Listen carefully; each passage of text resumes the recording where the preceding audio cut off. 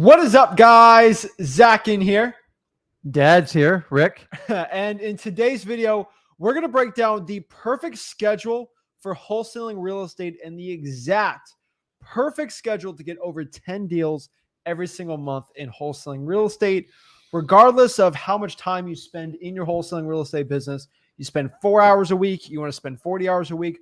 We're going to show you exactly the perfect schedule and time you should be spending in each facet and part of wholesaling, if you're part-time, full-time, to get the best use of your time and be as efficient as possible in wholesaling real estate. So guys, if you're ready to go, if you're excited to learn wholesaling real estate, excited to break everything down today, do us a big favor, smash that like button, hit that subscribe button, comment below your questions, and let's get into everything you need to know about being successful and getting the right schedule out here. Without further ado, let's jack everyone up. Let's do it. Woo!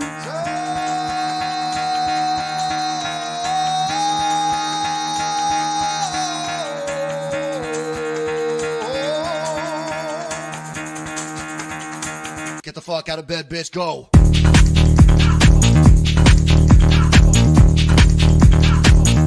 Get up, and get the guy go.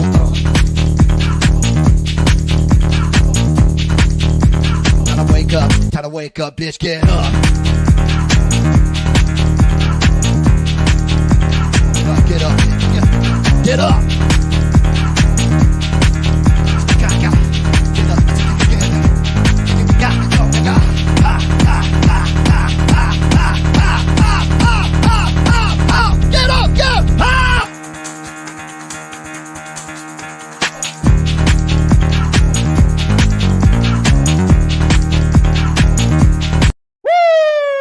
Let's go. That really gets you jacked there. It gets me excited. I'm ready to go. So we're going to break down the perfect schedule you need to know about wholesaling real estate today. We're breaking down the perfect schedule for wholesaling. So without further ado, let's kind of get into everything today. So we're just going to break down the perfect wholesaling schedule, what you're supposed to do with your time and how to effectively use that. Remember, guys, in wholesaling real estate, we have two things that we have to properly manage for success. This is our time and our money. If we know how to utilize both things correctly, we can become very successful. Obviously, money, you can have $0 and be successful in wholesaling, but also you can have a ton of money. And if you don't utilize your time correctly, you're actually going to fail in this too. So we're going to show you is a lot of it's the time portion, because you can kind of change it. If you have a bunch of money, do have cold callers cold call for you, not do it yourself. This is very important, but we're going to break down the time aspect, one of the most important ones for wholesaling real estate success. So without further ado, let's kind of break down the four type of PPT. PPT, PT, FT, CT. Like there's basically, in my opinion, when I look at a wholesaler, they're either in four categories. There's pretty much not other ones. So these categories are part-time wholesaling, full-time wholesaling, and what I like to call crazy time, right? Well, I think we've both been on crazy time wholesaling before. We don't like to be on crazy time all the time, but crazy time is like when you're going all out. And let me give you a disclaimer. Every one of you will go through some sort of phases. Some of you guys are watching your first wholesaling video and you're like part-time. Here's the difference between most people. Like we're going to break down the schedule today, but you actually have to take the action. So if you study all the coursework, everything we provide you for free, it doesn't make you like a crazy time. You actually have to put in the action to do this. So we're all taught to study till we get it perfect. And I'm here to tell you, you have to take education and action at the same time. It actually feels awkward. It's kind of like swimming and not knowing how to swim the entire time.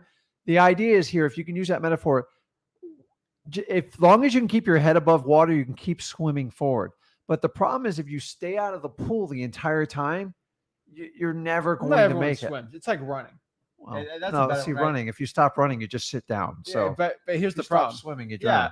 How do you get better at running? Right, you run. It doesn't matter if you want to start running 30. You don't run like 30-mile, 100-mile like ultra marathons. Yeah, you start by running half a mile, right? Tomorrow, next week, you maybe do 0.75, then a mile, and then like you slowly but surely. How do you get better at wholesaling?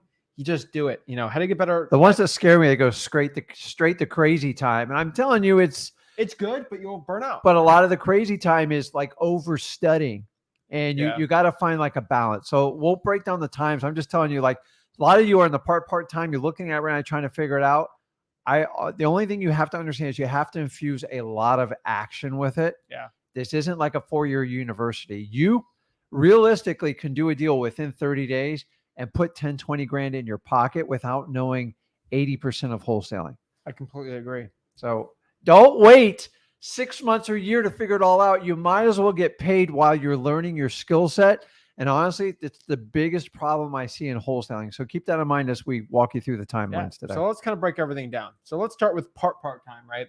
Part time. Part It's time. hard to say. Part time. Part time. Part. Yeah. All right. Part time. So basically, how it works is a lot of people out here, they can only put like 5 hours a week into wholesaling. I get it. Maybe you work a full-time job, double shift, right? Mhm. You only got 5 hours. Let me kind of break down more or less. If you only have 5 hours, what you can basically do. I started out with this. A lot of people start out with this. So let's kind of break this down. So basically how it works is if you only have 5 hours, you can only really dedicate 2 hours for list polling, 2 hours for your marketing, and maybe like an hour for sellers, following up appointments, building cash buyers. Really, that's going to be the best breakdown I could say, right? I mean, you got 5 hours. Yeah. I mean, remember, when it comes to wholesaling, it's about the quality of work you do. There is no time punching here, man. Like, you only get paid when you profit on a deal. So in the beginning, you are going to fumble somewhat, but I'm telling you, it's not like you guys are comparing it to 40, 50-hour work weeks. The reality is most people only work. How many hours do you think people are actually productive in a 40-hour week? Probably 20, 25. I'd say less than that. I've But, been there. That's part time. Now, if I have to create like a schedule for part time, this is really where it'd be.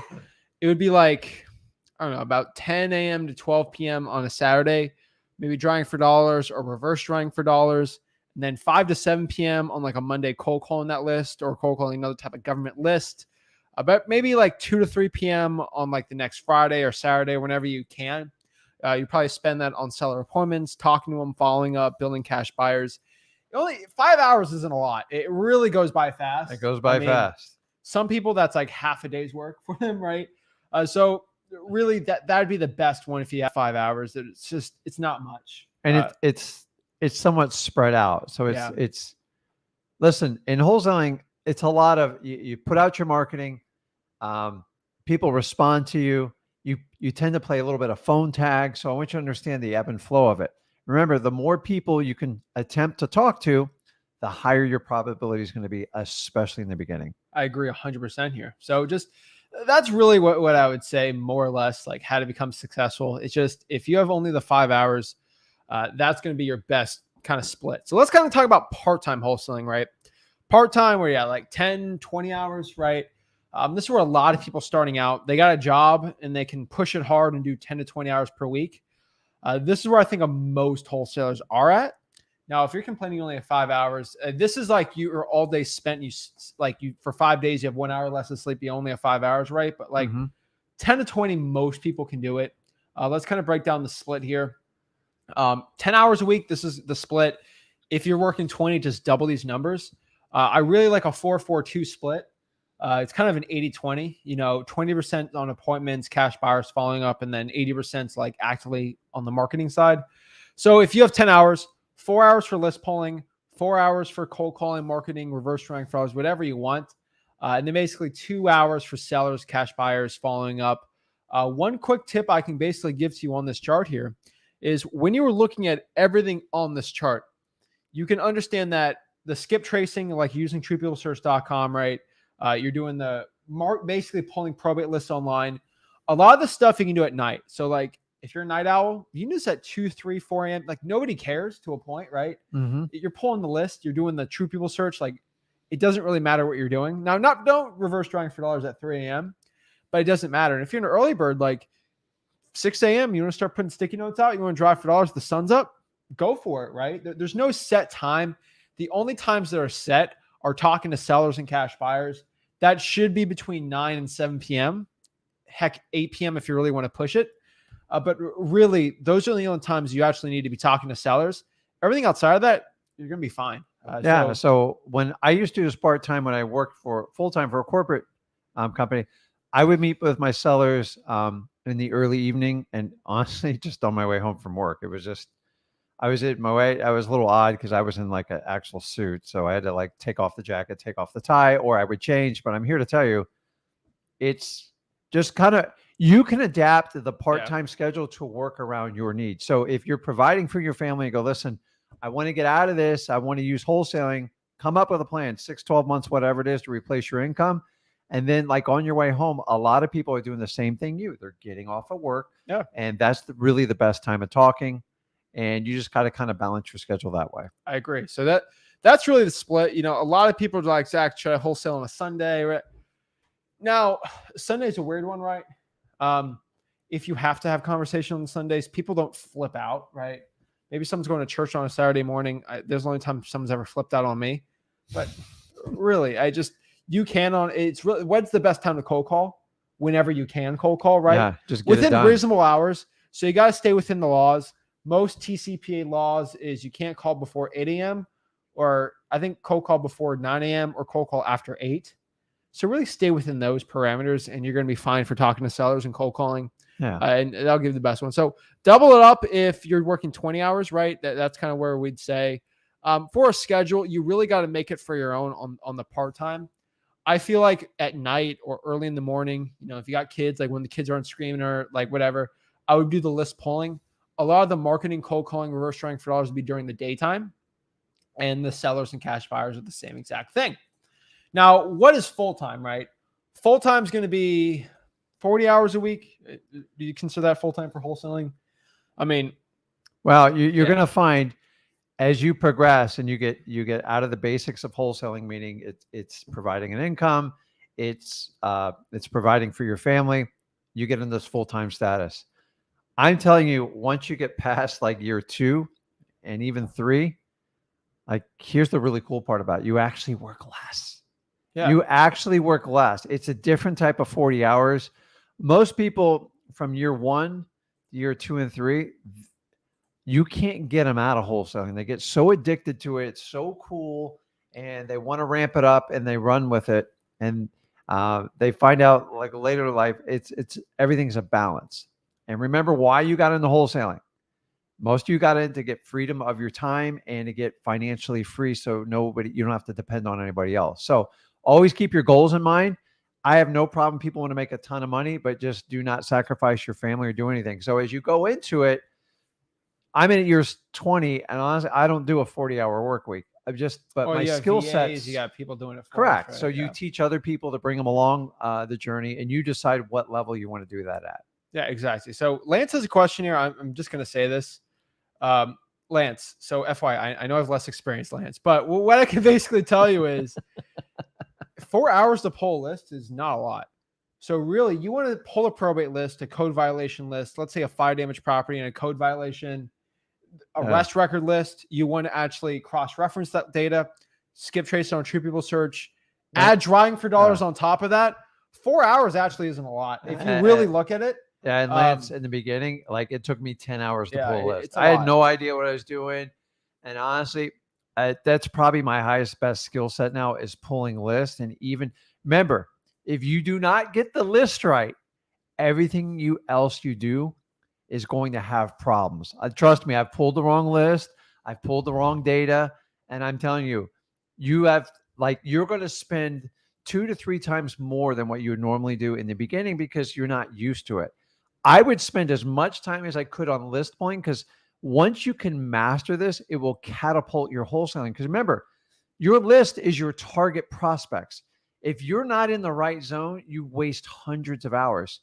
So if you got to spend 5, 7, 8 hours pulling a list, it could potentially save you 100 hours in like dead leads or doing deals with people you should never, ever be dealing. You got to find motivated sellers. I mean, heck, like for me, I spent like 2 hours. So if I had school at 8 a.m., like for high school, I would go 5 to 7 and do bandit signs like twice a week. That's already 4 hours there, right? Like the time does creep up on you. That's why you want to have a schedule like we're saying today. Cause it might not seem like a lot, but once you actually start pulling all these lists, because here's the thing, you pull the list in 30 minutes, there's basically an unlimited supply of lists. If you really look at it, right? Mhm. Government lists, code violations, fire damage properties, arrest, probates. It goes on, pre-foreclosures, IRS liens, credit card debt lien. Like it doesn't stop. And there's almost an unlimited amount of lists you can pull. That Yeah. is never your issue. It's like how much money to make. Yeah. There's an unlimited amount of money you can make. So it takes you about 6 months to a year to really master a list, because how do you master a list? Well, you're not going to go to a teacher and get a grade. When you do your marketing and you get deals and you go, wow, we got 3 deals off that list. That's the list. We're going to double down and go for it. That's how you figure it out. So you're going to like fire off in the beginning. And honestly, I used to spend a day on pulling lists. I swear to you on this, because I understand if I have the wrong list, it's like getting the coordinates to a spot on like a fishing lake and the guy sent you to the wrong spot. Yeah. I don't care what bait you use, you ain't catching a thing. So guys, the first thing you master in wholesaling is the ability to get in the right pond, get the right list. Then you pick the median to do it, and then you meet with sellers. But remember, guys, if you're not going to the right place, no matter what you do, it's going to be wrong. I've made huge mistakes on lists. You only make the mistake once. We're here to sell you, kind of prevent you from making that mistake. So in the beginning, like think about it. The guy, you ever have a guy, if you have ever bought a bike or like a grill from like these local stores, like Walmart or Home Depot, it looks so great. Remember, it's all assembled. Yeah. And you get it. The guy goes, yeah, it's a great price. And you turn around the corner and the guy throws a box in your cart. It's IKEA. It's IKEA. And you get home like, oh, the picture looks so pretty. Yeah. And you get home and there's like a bag of like 300 parts. You're like, how long does it take you to put together? I've put in a bike together 4 and 5 hours, like when these kids were little, and it's like, we're missing parts. I'm like, okay, what's the big deal? Now, if you're getting your daughter a bike along with your son, that bike took half the time to do. Yeah. And every bike after that, where I've seen the guy at Home Depot putting the grills, the guy would line up like 25 grills. And I got the point that you just pay the guy $50 to put it together. I'll pay it all day long. But what I'm trying to say is once they get experience in doing it, they got the skill set and they become extremely efficient with it. There's no difference in wholesaling. I can teach you how to do all this stuff, but you're going to have to go along the journey and figure it out. Even if I walked you through it, it's still going to take you a ton of time in the beginning. And the last part here is, of course, it's really important pulling the list, but the other half of the battle is what you do with that list, right? Everyone thinks pulling the list it is one of the most important things, but again, it's what you do with that list. And you can have a list of 100 deals, of 1,000 lists, and 100 of those are deals. If you market it the wrong way, you're going to fail. Yeah. Or if you get a list, you go, well, I'm going to go big. Somebody told me to go big. I mean, I'm telling you to go big in different ways, but you get a list of 30,000. How are you going to market to all these people if you pay for that data? Like you spent a fortune on it and you're a one-person army. So you got to have like you got to have all the pieces to the puzzle. And I tell people this, you can overmarket anything. I promise you, I've done it all the time. You can outspend it. If you don't have the systems to process the leads, it's going to cost you a ton of money. So you want to balance it out. I love pulling the right list. And I'm telling you guys, don't worry about how much time you spend on pulling lists. In my opinion, you can't spend enough time because that's where you really learn the fundamentals of wholesaling. Okay, these are the type of people, these are the type of problems I'm focusing on. These are the type of houses I want. And then you go, okay, I got the list. Now I got to pick the vehicle to connect with them. And then we teach you how to connect with sellers. It is a process you go through. You can't spend too much time in the beginning in wholesaling. You can't spend too much studying. So if you want to take the next step, practice. How do you practice? Have a conversation with a motivated seller. Go get your spouse, go get your mother, go get your sister, and talk to them. Because the more you talk to people, once again, you're going to be terrible at the beginning. And as you go through repetition, you get more and more confident. So, but you just don't want to study this stuff, guys. You want to actually take steps and move forward. I agree. You just got to take that action. So let's talk about full-time, right? Basically full-time, more or less. It's going to be 8 hours of polling, skip tracing. At this point, you're very effective at list polling. You might have a VA or two doing the hard stuff for you.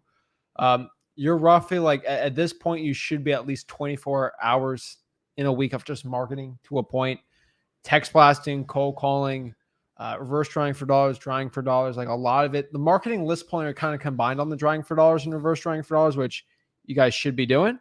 So combine those two. And then honestly, I think this is pushing it, but like 8 hours on cash buyers, following up, dealing with motivated sellers, right? Yeah. Not insane amount, but like it won't be as crazy as you think. Sure. And the list pulling seems light on this. I get it, but I'm assuming if you're full time, you've been making enough money, maybe even 100K, 50K a year, you can start paying for some stuff, right? Yeah. So guys, keep in mind 40 hours. It's not like a typical work week because remember, you're not commuting to work anymore. So you probably just knocked off, I don't know, 7-8 hours of your week. Yeah. You're not putting gas in your car, particularly for this. So honestly, 40 hours, you're going to get back so much time. As I said, do not start off with an office. You do not need it to start out wholesaling. Okay. It is critical. And notice every schedule that we showed you had the same derivative, meaning 80% of your time is focused on some sort of marketing activity. It is imperative that you guys become like marketing masters. It's lists and marketing. So list is part of marketing. It doesn't matter what level you are. As you get more experience and you earn more money, then you can start delegating. But guess what? In that first year, when you figure out marketing, if you wanted to get like someone to handle the marketing for you, you know how to train them. You know exactly what to look for. You can write a plan of action for them from start to finish and confidently. All you're trying to do is duplicate what you do so you can free up to go do other higher priority tasks. But listen, to this day, 20 years, I'm still heavily involved in the marketing because I understand it is the lifeblood of wholesaling. And without it, there's body up moving. So don't forget it. And then every now and then you got a challenge. If you outsource that, you got to go, hey, what'd you do this for? Like, hey, let's work together with it. So don't take your eye off the ball and don't just hand it to someone. If you want to delegate and manage them, that's fine. But you have to understand marketing. You can't just have someone tell you how to do it. I've had people try to tell me to do marketing. I go, you've never wholesale before, have you? That's my first question to them. So statement. It's crazy, but that's basically the part-time part through it. And then let's see. All right. Next one here is going to be basically a schedule here. So if you're working 40 hours, like this is rough stuff, right? 9 a.m. to basically 12 p.m. You're really going to just be, now this is different than, this is going to be a little different than the part-time, right? So like if you're a full-time wholesaler, right? I would honestly think basically 9 a.m. to 12 p.m. Seller work on the CRM. So what I mean by this is you're basically just working the CRM, right? You're doing your follow-ups. You're talking to sellers. You're having conversations. This is kind of the weird time because like it's not a good time for cold calling really that early, right? But people are pretty much up and you can have conversations with sellers. You're not doing appointments, but this is where a lot of your phone work's going to be. This is where I really found out the best as a solo person. I would say 12 to 2 p.m. Really just do your in-person list polling, right? You can drive for dollars, go visit the clerk of the court, whatever you really want, just for that list polling part, like 2 hours really. Basically, the next part is like 2 to 5. That's just cold calling, right? And SMS, what type of marketing outreach you want to do. You can drive for dollars also. That's like basically 8 hours, right? 5 days a week. That's 40 hours. I haven't really seen a better one because like you can do CRM work on the evening, but like that's prime cold calling hours, right? 12 to 2 is a little too early, but people are still up. So you can switch 9 a.m. and 12 p.m. with 12 and 2. You can do like 11 to 2 and then 9 to 11, like whatever one you really want. One bonus I can give to you if you want to work an extra 5 hours a week, this is actually kind of cool. Just eat all your food after 5 and I'm like skip your lunch. And a lot of people don't like this, but like now we're getting health and fitness. No, this isn't health and fitness. This is productivity. If you skip your 30-minute to an hour lunch every single day, just eat after you're done working, you don't have to waste that 1 hour because a lot of people take an hour lunch and then they're done at 5 and then they actually really work 7 hours, not 40 hours. Then they get hangry. I don't get hangry. I'm just telling you, this is a suggestion. This is just a suggestion. But like you get extra 5 hours in a week. It works really well for me. Yeah, now, if you skip sleeping, it gets even more efficient. To a point. Like you don't need more than an hour of sleep. Yeah. But what I can tell you is it's definitely good to have a break. One thing I can tell you is one thing I do during my work week, which it's kind of crazy, but it's true. I break up. So I work 4 hours and then 4 hours. Mm-hmm. So I work 4 hours. go work out in between the day, which kind of it throws my mind off of work. That's your lunch hour. And it's kind of my lunch hour to a point where it's kind of a break. It's like mentally break, but I'm still doing something. I get my workout for the day. Not a lot of people are working out at like 2 to 3 p.m. It's perfect. And then I get back to working. Yeah, like one to three. Most gyms are dead. That's one of the other benefits of wholesaling there. Yeah, it works. You can really do like well. your own schedule, but like we're not getting on to like how to like complete productivity hacks. The idea is to get you a schedule, because so many people go, hey, what's your schedule look like? Honestly, you guys would be bored out of your mind if you come and hung out with me, because like there's a flurry of activity and then there's dead time to do this. So I've always learned, so everybody adapts it however they want. Or you can eat while you're pulling a list. Like I always eat when I'm working too. It depends though. I'm like, if Depends you're what filling you your eat. mouth all the way, it's like people can Have a understand sandwich. you. You can work on and why. But if it's crunchy, you know. You eat weird food. I like to do blocks. So I'm a big 2-hour block guy. So the idea is if you give yourself a deadline, you go, okay, 2 hours, I'm cold calling. That's it. No interruptions. Lock the door. Don't pet the dog. Don't let the dog lick you. Pet the dog. Don't let the cat meow to death, because they're all distracted, and just get it. And once you get past that 15 minutes, man, does it go by. And I find if I set blocks and do that, so many of you guys schedule every minute of the day. You guys know people like that. Like that stresses me out. So like take time blocks and leave hours in between. And that will help make up for all the things that come up with life. Like, you know, car breaks down, or, you know, the kids need a ride, or the soccer coach needs to talk to you about, Melissa's attitude, whatever it is. So life comes up and you got to be prepared for it. So if you schedule every minute of the day, they're like, and then you ever gotten so far off course, you're like, man, like I might as well just call it a day. You have got to stick to the basics and get it done. So if you want, you can take the exact schedule me and Zach gives you, and you can do time blocks. And I find when I block it out, and if I get ahead, I just get more time for the day. But if you think you can perfectly cold call in like a hour and a half window, it just doesn't work that way, because the minute you're done, then people are calling you back and it winds up being 2 to 3 hours. So if you set it task oriented and put a timeline on it, mentally you feel like you have to finish it. It's the most important part. And I like the time blocks. I'm kind of a grinder. You're a grinder to a point, but I think we're a little different on the way we are, just to a point. I'm a grind. I will grind through 7 hours of just working, but like I have weird quirks too. Like I like working out. It makes me actually work better. So just Clears your head. different. But honestly, for a full time, it's really what's up to you. This is just my little suggestion. I'm not going to tell you what to do, but like you only need, if you're going to take a lunch in between, do a 20-minute lunch, 30-minute meal prep, whatever. But like I'm telling you, just like a lot of people waste an hour just doing something non-productive. And that adds in 5 hours a week. And if you could, like, let's say you drive for dollars 5 hours extra a week, cold call an extra 5 hours a week, even cold call a Zillow for sale by owner, or even do that 5 hours over a month, over a year. What is that? 5 hours for a month is like 20 extra hours of work. And you like, that's 240 hours. That's like an extra month of working, more or less, like by just being more efficient. Yeah. I'm all about efficiency, but like, just see how you're doing it. You know how you get extremely efficient? What? Do you know how much time's wasted on the ridiculous phone calls we take like all day? I've been telling everyone. So number one, I've learned some of the hacks. Like some people just say, listen, just change your phone number and only give it to the important people in your life. Not a bad move if you want to make an extreme change. I'm talking about old ladies on the phone with you for like 30 minutes. Like if it's not a deal, get off the phone. But number two is like when your friends call you and like, ask yourself, is this going to make me more productive if I answer the call? I'm not telling you to ignore your kids or your spouse or anything like that, but sometimes you're okay letting that call go, because it's so many of these conversations are mindless. And you have to stop yourself. I only have 2 hours. If I take 20 minutes to talk to Joe, I'm not going to accomplish what I need to get done. If you take 2 or 3 of those calls during the day, you're going to lose an hour. And that's how we talk about lunch. Lunch, we always say, oh, we'll just take a 30-minute break. It always bleeds over, and then you get like a little bit tired. Remember, you guys are working a solo entrepreneur business. I don't need you taking like a nap after you get a lunch, because now we've lost a half hour. Now we've lost the nap.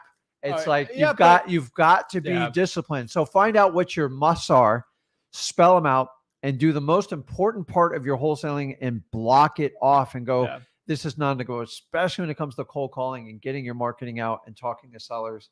And my last little hack, Saturday is I always use as like a catch-up day. So if I'm behind on something or I'm pursuing a seller that's like ghosting me, that's when I go like my detective mode. I go, I'm going to go find this guy. I get in the car and I kind of do like some detective work. I talk to the neighbors and sooner or later I flush somebody out. But that's the one I don't feel like I'm on the clock and I can get those last hanging tasks that get done. I like to take Sunday off and just kind of recharge the day, but completely up to you. Saturday, I leave as an optional. You're much more productive in the morning till around 2:00. And then that's you. There's no football on. So it's like, I can just work all Saturday. I don't what's even care football? anymore. I haven't seen it in so long. But so guys, that's what. So let's kind of break down the next part here. Crazy time. This is like when you're going all out. Like sometimes you can do this for like 1 week out of a month, or I used to do this. Some people do this on a regular basis. I do this for years. I was doing like 70, 80 hours a week for years, and it's good. But at this point, if you're making so much money working 100 hours a week, y'all need a VA. Okay, I put that in there. Y'all need a VA. LOL. You need help. If you're working 100 hours a week and you're making hundreds of thousands, it's a good problem to have. It's a good problem, but you need a VA. So one thing I can tell you, combined, I might work. Okay, so I used to work like 5 hours a week in the business. I'm working like 10 hours now just because of the JV deals and stuff. And the JV links are going to be back up Monday. Freewholesaling.com. You can still submit right now for the freewholesaling.com people. But I can tell you is we're redoing it because we're doing so many JV deals that we're trying to ramp it up even more. I'm working like 10 hours extra, 5 hours extra just because I like it. But really, like you're at 5 hours a week. So we're slowly bringing in people to help us like manage it and get response. And I'm talking about per week though. Yeah, per week. 5 hours.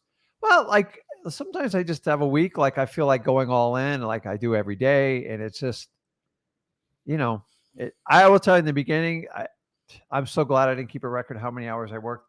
Yeah. But like I was so excited, I was so eager, I was making progress, and that momentum builds. And the idea is you go from part-time all the way to crazy time. It's crazy. So one thing I just want to let you guys know, I'm gonna get in trouble saying this, but I'm working 10 hours a week. You're working 5 hours a week, right? When your favorite guru is bragging about working 80 hours a week, just FYI, it's not 80 hours in wholesaling. It's 78 hours in coaching and 2 hours into wholesaling. So I see a lot of influencers bragging about how they're working 80, 90, 100 hours a week. I'm just letting you know, they're not working 100 hours a week in wholesaling. You might see your favorite guru say that, and you're like, okay, I need to work 100 hours a week. They might spend 70 hours a week on a TV show, 20 hours on they're on a plane, going to a speaking event. I'm seeing these TV shows. We've already said this. We've been offered from huge networks TV shows, and we've said no each time because they said, we got to control your YouTubes, your lives. You have to come for us for permission of what to say. We say no. So you hear people bragging about TV shows working 100 hours a week, guys. It's unless they're going to do a show on wholesaling, we'll do it. We are not house flippers. Okay. Anybody can sit there and buy a house. I bought it for this. I'm going to tell you what I fixed it up for. And I'm going to tell you I made a huge profit.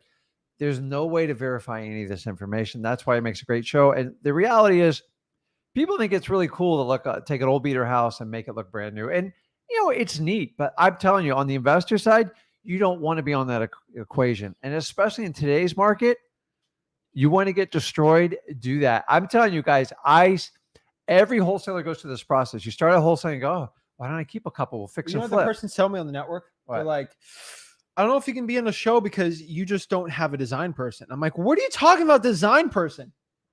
We're trying to make the most money on I don't need a design. You need a full-time designer for the TV show. I'm like, so guys, just FYI, when someone brags about working 100 hours a week in wholesaling, I'm just letting you know, don't think that you have to work 100 hours. At most, you should work like 70 or 80 if you're pushing it, but you actually getting a VA in there, and that should push you back to 10, 15, 20 hours a week. I just want to let everybody, I'm not saying this go after gurus, which I do love going after gurus. When they brag about doing 70, 80 hours a week, it's because they're coaching 70, 80 hours a week. Don't feel like you have to do the same thing. Yeah. It's ridiculous. No, once you got your operation set up, I'm here to tell you that. So I don't know. It just drives me nuts. The whole thing is why most people get in the wholesaling, the core of it, is so you can get control of your life. You get your time and you get your finances in order.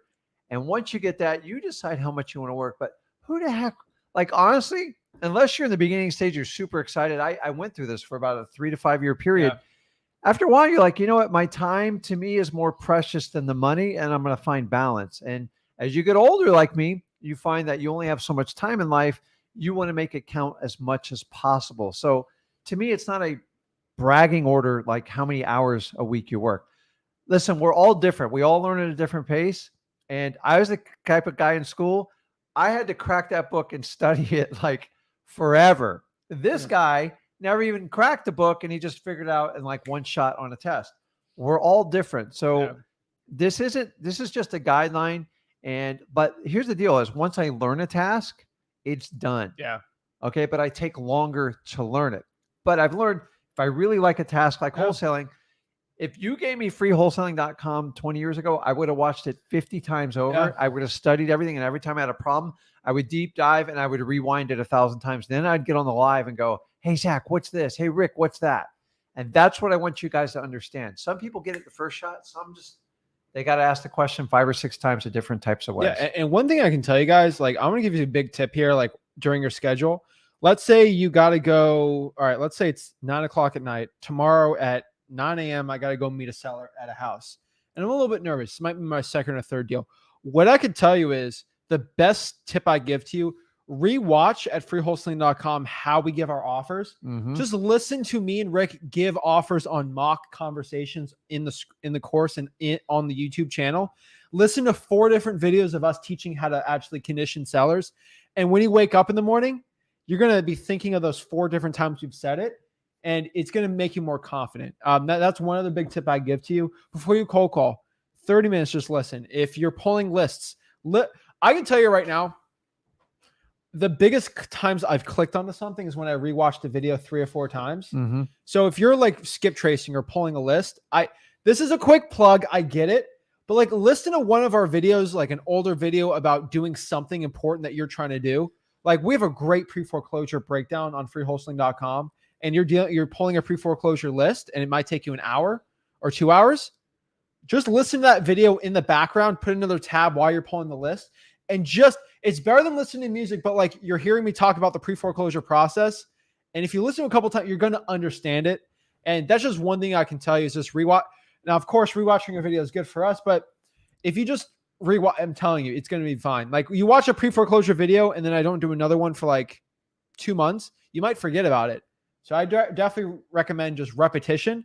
It's going to help you so much. If you hear me and him, because we're crazy people, talk about how to condition the seller like 100 times in a row, you're going to get it down pat how to do it right. So that's one thing I could tell you. So you're hearing us talk about a topic. You might have to listen to us talk about it like 5 times in a row before it clicks for you. Not a problem. But once it clicks, it should be there for you. It's just FYI, like I listen to a lot of stuff in the background when I work and stuff. It's educational and it helps me out a lot. When I was starting off with a lot of stuff, that's what I did. So 40 to 100 hours a week. Let's talk about crazy time, right? More or less, if you're going crazy time, full-time crazy. It means you're crazy. 70 hours a week, like you're pushing it hard, right? You should be at least 12 hours list pulling, skip tracing, consider getting a VA. 44 hours should be in the marketing. Really, this is insane, but like 12 hours talking to sellers and cash buyers and following up. I don't see many people. There's some people on the stream that are doing this. Yeah. But really, that's pushing it. And if you're going crazy like this hard, I do recommend you dedicate at minimum 2 hours to networking with other wholesalers in your area and just around the country. It is worth it. That is my recommendation for it. Crazy time is insane. But the point of crazy time is to put so much cash in your business that hiring a VA just doesn't cost too much. And it makes it's just worth it, right? And then you're going to go learn new tasks on how to scale up with a team. So this dream where people are telling you, I can get you started in wholesaling. You don't have to talk to anyone. I'm going to teach you how to do a team, how to do all the code. Guys, I've yet to see anybody successful in wholesaling that didn't start the journey themselves. Some people figure it out in 6 months. Some people take a couple years. It doesn't matter. Yeah. Like there is no like set timeline. Now, as I said, I was a very challenging learner in traditional schools. I was a good C, probably C minus, like a 2.3. That was back then. That was pride right there.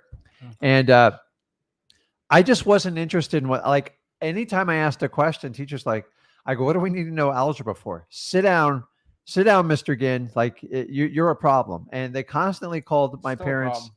And honestly, I thought there was something wrong with me. And this is before they diagnosed everyone with ADHD, which, by the way, I'm the poster child for. Fast forward to today, everybody, I thought I was insane when I took this journey. I left a good corporate job. Dude, I had it. And I tell you, it's shifted so much more since I've left. To me, it's a no-brainer. Guys, the way they're teaching this stuff, don't get me wrong. I have a college degree. He has one. Yeah. In wholesaling, I know it's going to sound, it's irrelevant. Other than if you learn, like, accounting was good, and I learned how to look at financial spreadsheets. I won't take that away, but honestly, I could go figure that out on my own. Investments and stuff outside of wholesaling, but so I learned differently. I will tell you, he's a much quicker learner than I am. I'm not a quicker learner. I have basically a photographic memory, so I don't learn quicker. It gets absorbed faster. But I mean, that's pretty much it. But let's kind of answer some questions we got here. Let me just show the schedule one last time for everybody. So let's go here. So part-time, really, this would be our recommendation for it. I know I got asked here for everybody winds up in this one in one phase or the other. Sometimes people skip the part-time, and most of you are going to skip the crazy time. So we're just talking about like the meat and potatoes of time scheduling. Yeah, exactly. So just that is the schedule there. Did I tell you once a long time ago when I was in the corporate world? This is the full-time one. Yeah, say it again. I sat down with a corporate consultant, and they used to give you, back in the day, they give you a binder, like a planner. Yeah. And you would have to spell everything out for a whole week. And I'm just like, I go, you know what? This is exhausting. I'm like, how I spent more time on that planner than actually doing productive activities. Yeah. Typical corporate world. So that is the full-time one there. And then crazy time. That's basically it. So that is the schedule. Let me answer some questions. We're getting the one-on-ones. I get asked all the time, Zach, how do I join the one-on-ones? Just go to Wholesaling Houses for Real in the Facebook group. Other plug, we do have the podcast back up. So if you're driving around doing some drawing for dollars, you want to work out, and you want to listen to us in the back, what I could tell you is it's going to work very, very well. So what I can tell you is just go to Wholesaling Houses for Real. The Facebook group will help you out there. Go on, join, just search Bags to Riches podcast. So Bags to Riches podcast on Apple and Spotify. Leave a 5-star review. And basically these lives and other bonus stuff is going to be on there. So you can listen to it while you're working out, background, anything like that. I do YouTube though. Like I kind of. Oh no, YouTube's the best one. Yeah, you just got, like, honestly, it's gotten so easy to stream information. But the point of the podcast, like, you're on airplane, you can download the podcast, the audio format. I get it. I get it. Some people want it, so whatever. You're in a crazy time when you're dreaming about deals. Shout out to Corey. We're gonna work on a podcast tomorrow, so that'd be kind of fun. It won't be live or anything. We're just gonna record it. He started out part-time, so you could have nightmares about deals too. You have nightmares about deals, trust me. So Lance says here, how can I go from 3 to 10 deals a month? I'm not making enough calls. I only do 100 a day on a single line dialer, but a good custom PropStream high equity list. I would 100 high equity occupied list is not enough. That is like, I'm going to say this respectfully, like, that's not a lot. You'll get deals off of it, but you'll get 100. That's very, like, unfortunately, we have to go through thousands of high equity to get one deal. Yeah. Now this is our market. We're making 40, 50, 60K on a deal, but like government lists, they're going to be important. Lance says, I work out more than I cold call. That is not good. You need to be cold calling way more than you work out. I've been telling everyone about this. I don't have his picture popped up, but Dorian Yates, he is, I think he was Mr. Olympia, biggest bodybuilder in the world. Of course he took steroids, not good, but like still jack guy. He's on record saying when he was training, he only worked out 45 minutes a day for like 5 days a week. That's all he did. Now he was crazy during that time. probably pretty intense. It was pretty intense. But like, if the people that watch this, I had one guy said, I'm a bodybuilder. I have to work out 3 hours a day. I can't wholesale. I'm like, 45 minutes. Make it intense, but you can get your workout in really quick. And guys, think about this, okay? Yeah. I've worked out my entire life. He loves working out. Like, you get it. It's not a requirement, but it, keeps you healthy. And it just feels right. Well, how many times you walk in the gym, everyone's like staring in the mirror, everyone's like all buff. Like, if we could translate that and look at everyone's bank account, like, I'm here to tell you, get your financial affairs in order and minimize some of your workout time until you get some balance. Because you could be like ripped and muscular, but like if you're broke, like, I'm telling you, having financial freedom will allow you to do whatever working out. I agree, working out should not be dependent on your financial situation.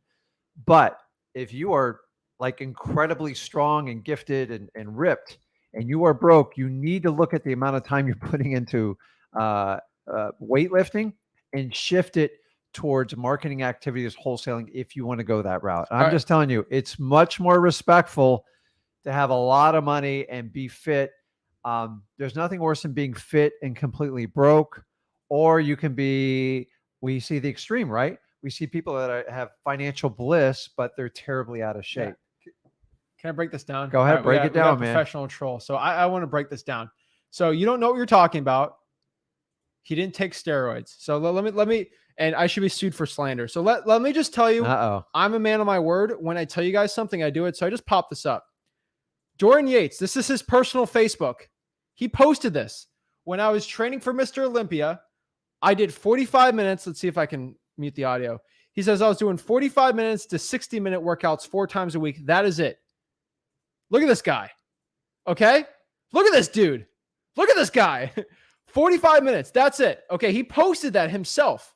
Okay, just FYI for everyone thinking that I'm crazy. And let's see if he was taking steroids. So I got told here he didn't take steroids. Google search here. This is a quote from Dorian Yates.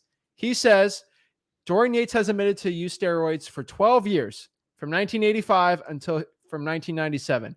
Just FYI, like when I say things, I mean it. Now, extremely wrong. So where Sam does he take? Says, so Sam says I'm broke. Okay, okay. So first of all, let me just tell you right now. Sam says this is a poor source. At the end of the day, I can't fight the guy, but Dorian Yates on Valuetainment talks about steroids and growing on growth hormone. There's the video for you, Sam. Poor source. He literally said it. FYI, he literally said that. So just FYI, saying you can get jacked by working 45 minutes. Wait. So I just wanted to talk to Sam before I kicked him. Sam said we're broke too. You know what? Yeah, Sam, you're right. I'm so let broke. me show my bank account. Oops. Yeah. Oops. Like guys, if Sam, like I'm broke, dude. You are so right. FYI, if I want to be in Sam's shoes. Yeah. So, I want to be a hater and just like find anything wrong with anyone. You're right, Sam. You are 100% correct. You know actually, you know what? The IRS is watching. I know. We are broke. We have no money. We are poor. We will not be paying taxes. I agree. I've been doing this business 20 years, but I'm broke. Like, guys, I don't really care what y'all got to say, but I mean, out of thousands of nice people, we always got one hater. But FYI, see, the minute you go in the bodybuilding, this is the crap we get. But you bring out the haters. But FYI, he's probably ticked because he's probably in the gym and he's broke. And I made that comment, so I apologize, Sam, if you're hurt. Sorry, buddy. But yeah, truth hurts. Just FYI. But we'll break this down. So yeah, cool stuff. So FYI, guys, actually, I'll give a quick shout out on the bodybuilding thing that I'm done for my bodybuilding people. Dude. The most popular bodybuilder lives in Stuart, Florida. You know that? No, I'm unaware of that. Kind of cool. That could have been an I've met him a couple times. Off-camera conversation. Chris Bumstead lives in Stuart. Big cool. Guy. Huge. Dude's massive. He's in downtown all the time. Give him a steroid Really nice guy. Really nice guy. Give him a roids test. He's a nice dude, though. All right. So one last thing I got to say from this is I want a confirmation. Is testing on here, Jamie? Is testing Jamie? Give me a nod. Jamie, are you testing? Yes. Yeah. Okay. I want to talk to I want to talk to Jamie real quick. Jamie's on the spot. Jamie's in trouble. Jamie's in trouble right now. He's at the gym. Well. He's going to put the gym behind him on the green screen. So Jamie, you said that my MLS listing advice was not great. What do you mean? Explain this, man. I want to know what's up with that. Well, remember how I said that the other house was going for 135 and it was relatively a good deal? Well, it's the same house and the same place, so that one was going for 90, and I offered 70, like you said, and they got a bit offended. It did lower the price. That's a good thing, obviously, but They lowered the price. yeah. Well, that's the So goal. how's my advice bad? I didn't say it was bad. I didn't say that. You said it was not great, but it gave you a better price than you were before. And that's the whole goal of using that technique. Listen, when I offer a ridiculous price, if they take it, I'm actually nervous. The point of lowballing is to go for the no, because if you go for 70 and you get it at 80 versus just going cold at 90, you'd make 10,000 extra. I'm not telling you to lock it up for 70, but the point of my advice on at minimum offering off the bat 75 off the listing price is you're going to get the best price possible from the realtor. So just FYI, my advice it works. I'm just telling you, man. Yeah. Okay. Well, you got him on the line. Yeah, I got him on the line. How can I help you out? I mean, right now I have trouble because apparently the secretary told me you need to be 55 and older to buy and own, and not just that, but even to go and fix it. Like, contractor needs to be over 55 or something. She said that the general manager wasn't coming back until Monday, so I need to wait until Monday, and then that deal's probably going to be gone by then, because it's a really great deal. Am I missing something? Is it a 55 and older community or something? Yeah, it's a senior. Okay, so listen, dude. In Florida, you can still I'm the buy them. master in Florida on this stuff, This is in dude. Florida, I know. Well, I want a JV with you guys. Okay, well, do you understand that I'm speaking predominantly from Florida, so give me a break if I'm not a lawyer. Most 55 and older communities, they can't restrict it solely on age. Yeah. They have to leave in Florida, it's a 10 to 12% buffer. They have to allow a certain amount of people, community in there that are not at that median age. Because I've bought it, I have taken on the challenge. Same thing. They're like, you can't do this and you can't do that. It's like, get the facts. I'm telling you, every state has a mandate. It's somewhat discriminatory to say only 55 and older can live there. Now, you don't want to take on the whole challenge of the board, because what they do is they put more and more restrictions on you. You just got to find out what the actual law is. And then usually you go to the management company. They hate this question. Okay, guys, if you're buying a 55 or older community, and by the way, I've made a ton of money on these deals because every other investor goes, I can't touch it. I'm 22. I can't touch it. I'm like, dude, either pair up with someone, or usually there's a property management, and go, listen, is there an age restriction? They're going to say yes. And go, listen, what percentage of the owners are 55 and older? And they're going to go, ooh, they're going to have to get back to you on that answer, because they don't want to give it to you. Because by law, there has to be a variable in there. Because think about this. Some people inherit properties like, okay, I can't own the property because I'm not 55, I'm 53. Are you kidding me? It happens all the time. Like, life happens, and it's ridiculous. You said another thing. You said the general contractor can't even get in there, unless he's 55. Like I said, it was the secretary, so she probably doesn't know that much. I know. Oh, it's the secretary for the realtor? Yeah. For the whole place. Like, yeah, you're gonna have to deal with someone higher up. Yeah. So sometimes you can get into the bylaws and all the addendums and the declarations, and a lot of that will be spelled out to you, and it's based on the laws within that state. But there's a lot of tricks to it. Like, it's a little bit more advanced strategies. I bought them in trust. I've done some other things, but at the end of the day, even if you get in, you have to make friends with the people. So remember, most of the people just want a confrontation and want to scare you away. I recently, you can attest to this. We bought a condo in a place. You ready for this? The secretary told me corporations are not allowed to own properties in here. I go, well, hold on a second. Pulled up my computer. I go, there's 8 bank-owned properties in this place. She goes, yeah, but they're banks. I go, what is a bank? She goes, a corporation. I go, it sounds like you guys have kind of broke the rules yourself. Yeah. And I had to go. I didn't even pay a lawyer. I had my lawyer just say, "Listen, can you just give us a letter of decline so we can pursue this case?" 2 weeks later, they accepted me. I made $30,000 on the deal. I'm just telling you. Remember, how do you beat resistance with persistence? But I want you guys to know, when you do these 55 and older communities, the biggest obstacle they try to hit you with is you got to get approved in front of a board. Yeah. I used to horrify me and tell me that. I'm like, okay, let's just go. And then I sit in front of the board and they attack me. And I said, listen, I'm here to make the property better and make everyone's values better. And I'm in line. I want to help you out. By the time I walk out of every one of those board meetings, I have a buyer in hand. He goes, oh, my niece, this would be perfect for her. Hey, can we pick the air conditioning and the flooring out? Now, the first 5 minutes, they wanted to eat me alive. And I'm just telling you, you can run people over with statutes and laws, but at the end, when there's a board and a 55 and older, you have to be the voice of reason with everybody. So it's common. Almost every property I buy in a 55 older. By the way, I bought Century Village properties. I bought in retirement homes. Yeah. Well in my 30s. I'm just like, you got to understand. Sometimes they put massive restrictions on the property, and those are the ones you have to avoid. An example is when you buy the property, you can't exchange the deed for 1 year or rent it in the first year. You can't touch those properties. There's nothing you can do for it. So understand the rules you're up against and just read the rules. So you hear a lot of times when people are like, oh, so-and-so didn't pay his taxes. No, that's just the headline. That person did what they did to get tax credits to stimulate their economy with payroll tax and everything else. They followed the rules. They read the rules to how the tax code works. Okay.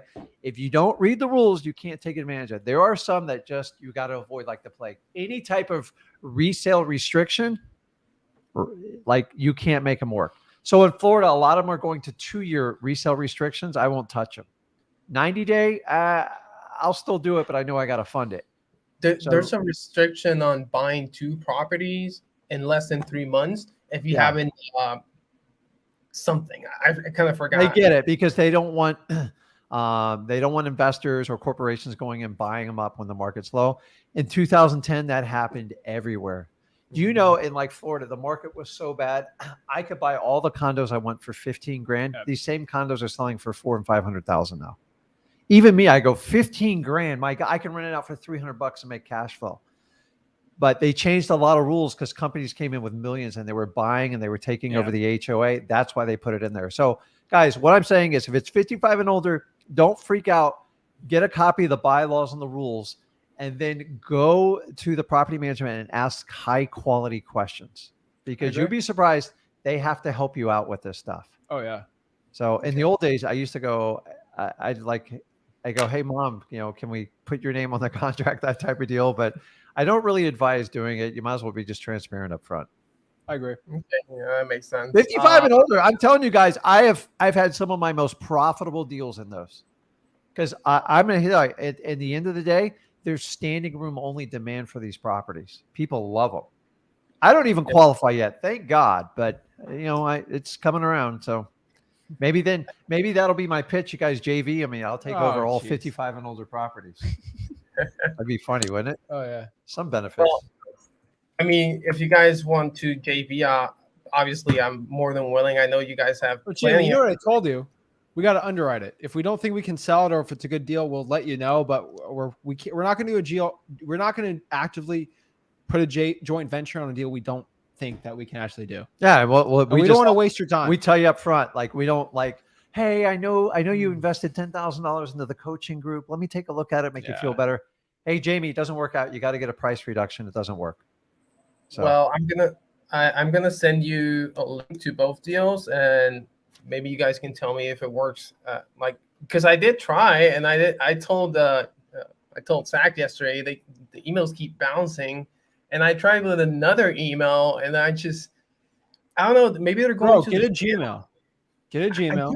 I have 2. I had 3 actually. Well, I don't know, because I got like 100 emails yesterday and a bunch of other from everyone else. So I'm gonna send it again with both links. Listen, you got to just DM me, bro. If you got a good deal, I promise you. I just submit it.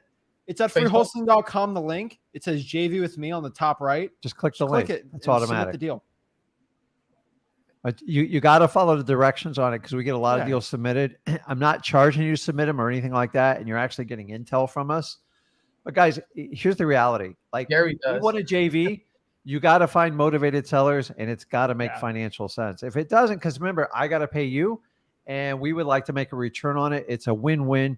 Nobody else offers this. Actually, if somebody offers it, put it in the comments because I'm telling you, every one of them have a hook to a paid coaching court. Well, some of them don't. Course. But, the problem is, they're not trusted people. Well, yeah. They could get Send screwed me out the of the deal. deal, and The worst is when you JV with somebody and then they close it, and then they're they like, go "Why did MIA. why didn't I go pay? Why didn't I get paid?" And you never heard from them again. So there's people that don't charge it, but a lot of them are going to steal your deal. like checks in the mail. No, Dude, it's worse. The checks in the Oh, mail. yeah, It's just yeah. it's not going to you. It's Just going to my I've account. seen it too much. Just FY, because you're asking for people to post their JV links, and then people are going to go with someone, and they're going to lose the deal, and they're going to blame it on us. FYI, if this company does it, a lot of times you're going to get the deal screwed out of you. So just be careful. I have a lot more to lose if I screw somebody out of a JV deal. No, it's not worth it. So just FYI. So guys, let me know if you need help with the JVing or not. But yeah, what other questions you got, Jamie? I just sent you through direct message a link just in case, and I also sent you the email. Well, I don't JV. Yes, Like I it's a team. It's not me. FYI. Like I'm not Okay. going to underwrite it myself. It's going to be the team. We mean, work. Like, I'm not going to spend someone's going to spend 10 hours trying to find a cash buyer for you. It won't be me. I mean, that's my whole week of work. I'm not going to do that for one deal, but I have a team person that'll do it and VAs and all that. I have a whole systems for it. But we look at everything. So that's why you should submit it, not DM me the deal. But I might have a VA actually go through my DMs. We'll see. it's a lot. All right. Yeah, that's all right. All right. Appreciate it. Okay, man. bud. Thanks. Oh, Boom. awesome.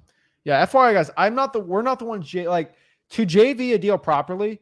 You're going to have to put probably 5 to 10 hours a week of just work on that one deal. It's a lot of work. I'm not going to go put 150 hours a week on JVing with you guys to make 100K in a week. It's good, but like it's not, and then we got to split it. I have a whole team for it. That's the point. Next person we got TJ. Hey guys, can you hear me? Yeah, Yeah, what's up, man? How are you? I'm good. How you guys doing? I'm blessed. Awesome. How can we help you out? Yes, sir. So I got this one virtual deal in Ohio, and the seller is at 60 right now, but I'm not sure if it's working or not. So I kind of want a second opinion on it. If I could send you the address somewhere. Sure. Just FYI, if you send me the address and I look at it, everyone's gonna know the address. So you can private message me it. Like, you want me to underwrite it for you? No, I just need to know if it works or not because he's ready to go at 60 and Who, the I cash think- buyer? Huh? The seller's going to go at 60? Yeah. Okay. Well, walk us through the math on it. Well, Like, what's the Okay. ARV? Okay, What's so the ARV? So here's the thing. I can't find too many comps, but I think it's around 80 to 85. But 85. that's What's the the thing. repairs? He says the repair. So it's a duplex, and one of the units is fully renovated, and the other part needs like 4K of repairs. He said it's like electrical and plumbing works. Then So we how much is the repairs, you think? I really don't know. He said it's $4,000 worth of repairs, but So, if I'm going it's to put 5,000. So 80 minus 5,000 is 80 grand. We're going to multiply that by 70% because that's freewholesaling.com. So 70% of ARV minus repairs is $56,000. That is your MAO. so you're very close. Yeah. What can screw this transaction up if the repairs are like 15 grand? And they're most like, I just FYI. if it's And plumbing, most it's landlords, likely. honestly, when they're doing that type of deal, they're usually way undercutting the number to induce you to do it. Now, you can write it under contract. Have you looked at the property yet? It's virtual, No. right? Yeah, it's virtual. So my advice would put it under some contract. I would try. I mean, obviously you've already negotiated. You got them down to 60, but you got to let them know that you're going to be a little suspect of the repairs, and your property's your contract's contingent on verifying that the repairs are $4,000. You know why? Because when it comes back 10, you can go, dude, I got it in writing. I'm like, right here, it's 10. You said it was 4. That's a $6,000 difference. Hence giving you the $10,000 discount on it. So when people marry the repairs, especially on a virtual deal, you can't get them. You think you hit his bottom at 60, right? Yeah. Okay. So this is what I do. I go, listen, Mr. Seller, I'll put it under contract under the assumption there's only $4,000 in repair. If there's more than $4,000 in repair, we have to have a conversation. Yeah, he'll go, yeah, great. So then you put it on the addendum, subject to verifying repairs of maximum $4,000. You can get a local contractor for free to go over there and easily write the repairs. Don't let him pick it out. You pick it out. You can get 2 or 3 bids. Dude, I tell you, it's hard to get anything done on a property for $4,000 anymore, period. So the only thing I'd ask a little bit more details, what does it need? So if it involves any type of electrical, plumbing, or anything like that, roof or foundation repair, the $4,000 is going to be blown out of the water. So I would try that technique, and then you can put it under contract. Ask for an inspection period. The longer, the better, and just tell them I got to get my contract out there to take a look at it, and kind of go from there. That's what I would do. And like, I don't think you're going to get him down to 55 if you've already like pushed him to his final number. So to leave that room, and remember, you're in a strange market, but it's a low price property. There's a lot of cash buyers for that type of property. Yeah. I mean, I think I can get him down to 55 because he sounded a little bit iffy about it.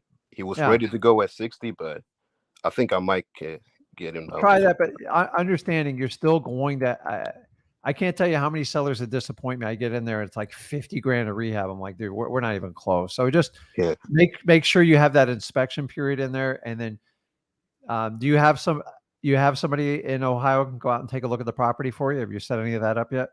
No, I don't. Okay. So it's a very nominal task. Someone to go out and take pictures for you, or you can get a contractor out there to kind of give you a bid for it.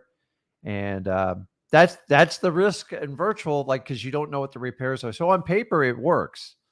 The question is, this is the caveat on virtual is you got to have someone to put like foot on the ground, because you rather look at it before you send your buyers in there, because your buyers will tell you right away. Now, some people put on a contract and just send their buyers in there to do the dirty work. It's not the worst thing in the world, but it's going to open you up to surprises. And then it's hard to go back and readjust stuff. And then remember, I think you got one tenant in that duplex, right? Yeah. What's the tenant paying, if you don't mind me asking? Do you know? $550 a month. $550. And has he told you, if you do this, the going rate should be $700, or does he tell you like how long the rents have been at that $550 number? He didn't. Okay. So you want to do your research and see what the going trend is in that one unit. Yeah. Yeah. To see if that's the correct market rate for the rent, because that rent will give you a formula. And if you're getting, because here's what cash buyers are going to do. They're going to calculate their return on investment.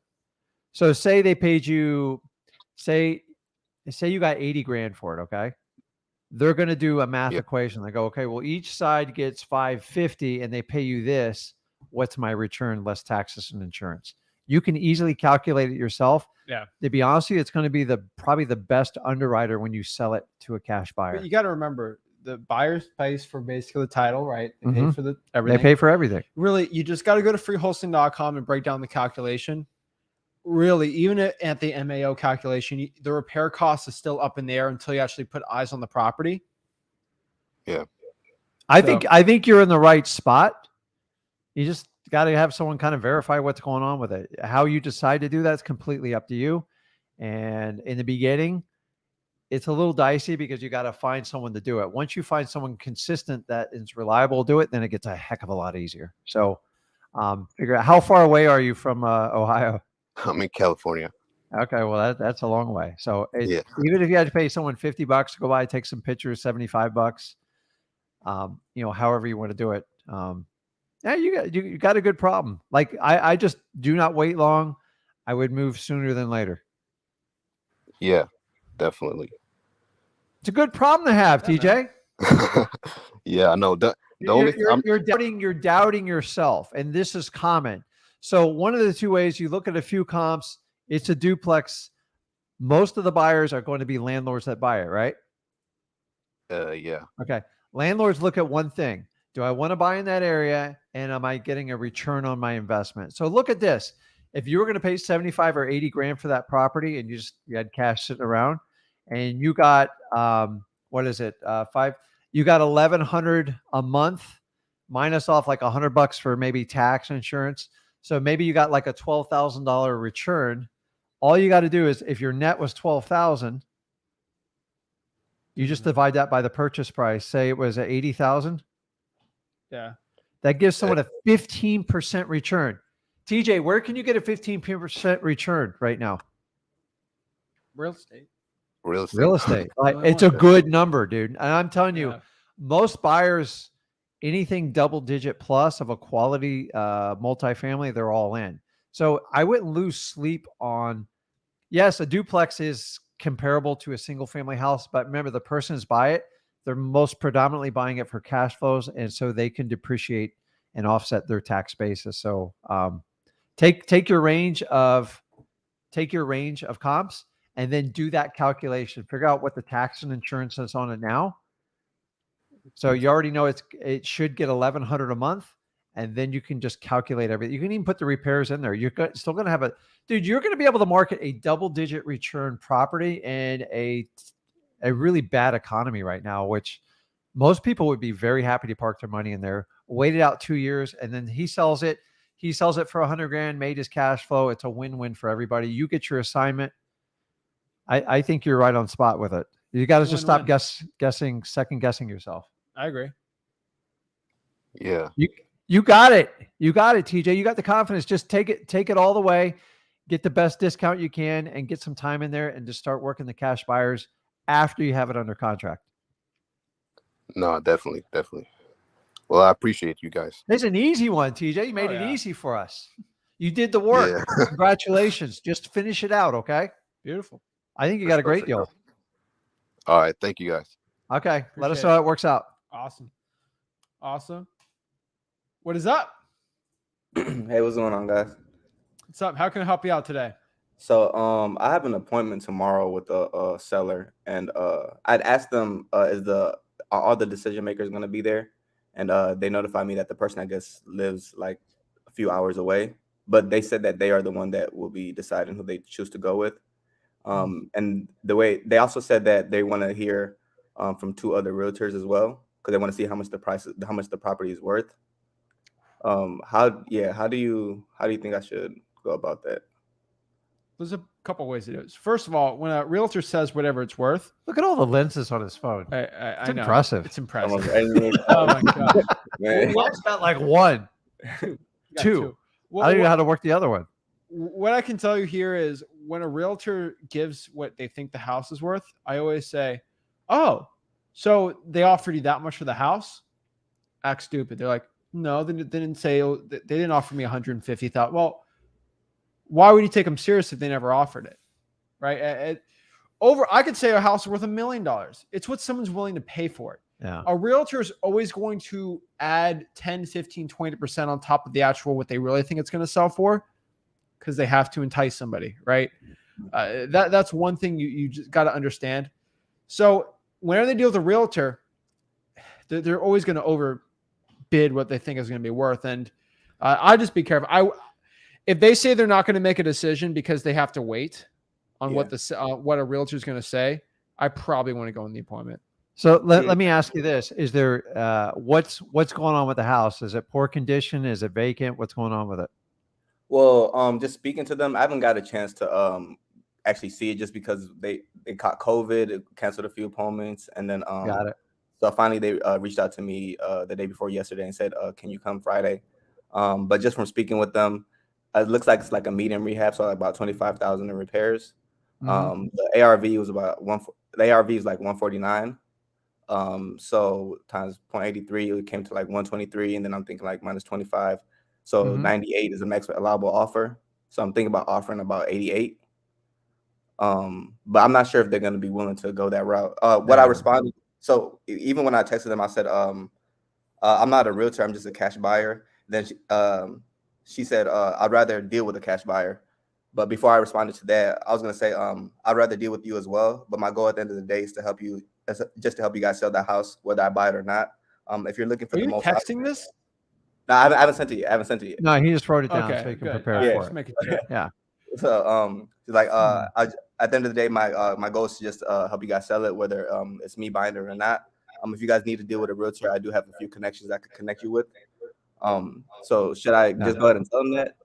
So I'll give you two things that I deal with this all the time. And I haven't been on an appointment in a while. I do different types of appointments, but whenever there's a realtor in there, they're 100% going to put you in a bad light no matter what happens. Like you cannot win. So have the conversation with the seller, like, do you want to list it or do you want to sell it? You told me you need some repairs. Is your realtor prepared to go out and find cash buyers? And I always say, listen, do you want to list it or sell it? Like, if you want to list it, I'm not a licensed realtor, but if you want to pay all the fees and go through that, then just give it to them. Like, don't even make it a challenge, because you're never, the confrontation's brutal. I've sat there with 3 realtors. You will never win. Like, they are going to go, it's worth 180. You're giving it away. And so occasionally I go, listen, so you guys have cash buyers for this because it needs repairs. Oh, I can go out and get cash buyers. I'm like, well, this is what I've already done, and I have it done. And I'm just here to tell you, find out. So listen, always go back to the root of why they called you. I want a hassle-free sale that's cash without a lot of contingencies and inspections, and get down to the brass root of the number. With a realtor, dude, a lot of times when you have a property that has challenges, you will actually net the seller more than they're ever going to get with a realtor.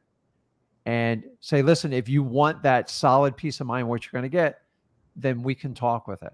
Okay. Sometimes you let them meet with a realtor, just meet after the fact. Go, listen, I can get you listed it forever you want to. That's not a problem. If you want to get it sold, that's what I promise. I go, but either way, if you meet with me, I will help you solve your problem either way. Just here's the deal. Like I used to do do not bash the realtor, because it's not going to work out.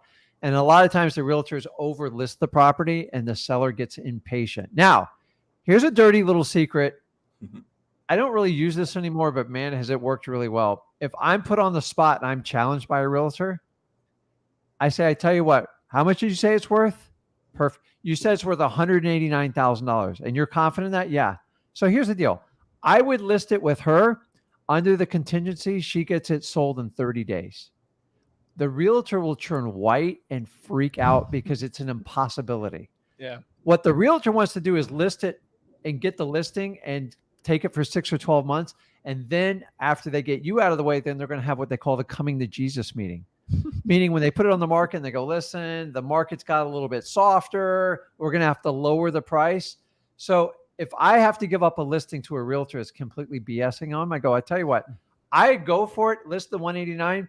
But I wouldn't do more than a 30-day listing, because if she's so confident she can get it done in 30 days, it shouldn't be a problem at all. And watch what honestly, the seller goes, that's a great idea. And then the realtor goes, oh my God, I'm like a dead man. And guess who gets to come in after 30 days? You do. But I've only done that when I've been put on the spot. But if you have to talk to the realtor after the fact and they're bad mouthing you, it's a great technique, because in this market, you overprice stuff, it is going to sit. And that's what realtors, for the last 4 years, they could overprice everything and they get at that price or above. So always take the high road when it gets down to it. But I would focus on, I thought you wanted to get it sold. If you want to talk about listing, I could send realtors your way and give you really high prices. But if you want to walk away with a solid number and you know it's done, that's what I do. Is that something you want to talk about, or do you just want me to get you a list of realtors and just go with that? You don't want to meet with people that aren't motivated. You got better things to do with your time. Not every seller is motivated. You guys have figured that out now. You got to find the ones. Now, this person might circle back around to you. The more repairs a house needs, the less qualified most realtors are to deal with it, because they're not used to dealing with cash buyers unless that's what they specialize in. Yeah. So sometimes when sellers are like, well, I'm trying to figure out how much the house is worth, is it good to send them to the or show them the HCAD? Because on the HCAD, the appraisal said it was like 133. No, yeah, but keep in mind, Texas. Okay, what's the cost? State. Yeah, so what's the cost of selling a house? If you say, listen, seller, do you know the cost of selling a house retail? Do you know what that number is on average? Mm-mm. It's 15% minimum. Okay. Okay. So whatever the number they tell you, even if they come up 133, take off 15% right off the bat. That's the best they're going to net. The Okay. best in a perfect world. And you know that's probably not going to happen because when you have to get a cash buyer, you got to take even a deeper discount and you kind of go from there.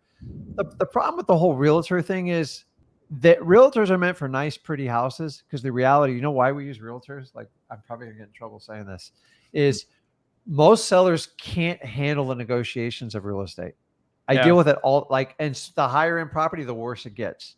The lower end, a little bit less. They can't handle the emotional part of selling a house. Yeah. Like when you sell a car, it's like you sell a car, that's it. If the guy wants to paint it purple, you have to be okay with it. I've watched people go, if you do this with the house, I'm not going to sell it to you. I'm like, and realtors are there to walk people through, navigate through something they don't do often and save themselves from their own lack of understanding on real estate. Now, when you bring a real estate agent in a cash deal that has no cash buyers, don't know how to deal with this, and then they try to do traditional inspections and all this other stuff, that's where you go, listen, I'm not going to drag you through the inspection process. I'm going to let you close on the date of your choice, and it'll be cash at the end of the day, so you know exactly where you lie. And if they don't go for it, you just kind of move on. A lot of times they appreciate the frankness and honesty. I have a good portion of my clients that like, I've been through this realtor game so many times, I don't even want to play it anymore. So your worst arsenal is say, listen, that's fine. Have her list it for that confident price and just do a 30-day listing. If she's so confident, it should be no problem. And honestly, if the seller sells it for that amount, God bless them. Yeah. But, just be upfront and honest with them. I think it's the best. I think you have the right approach, but I'm giving you like tools.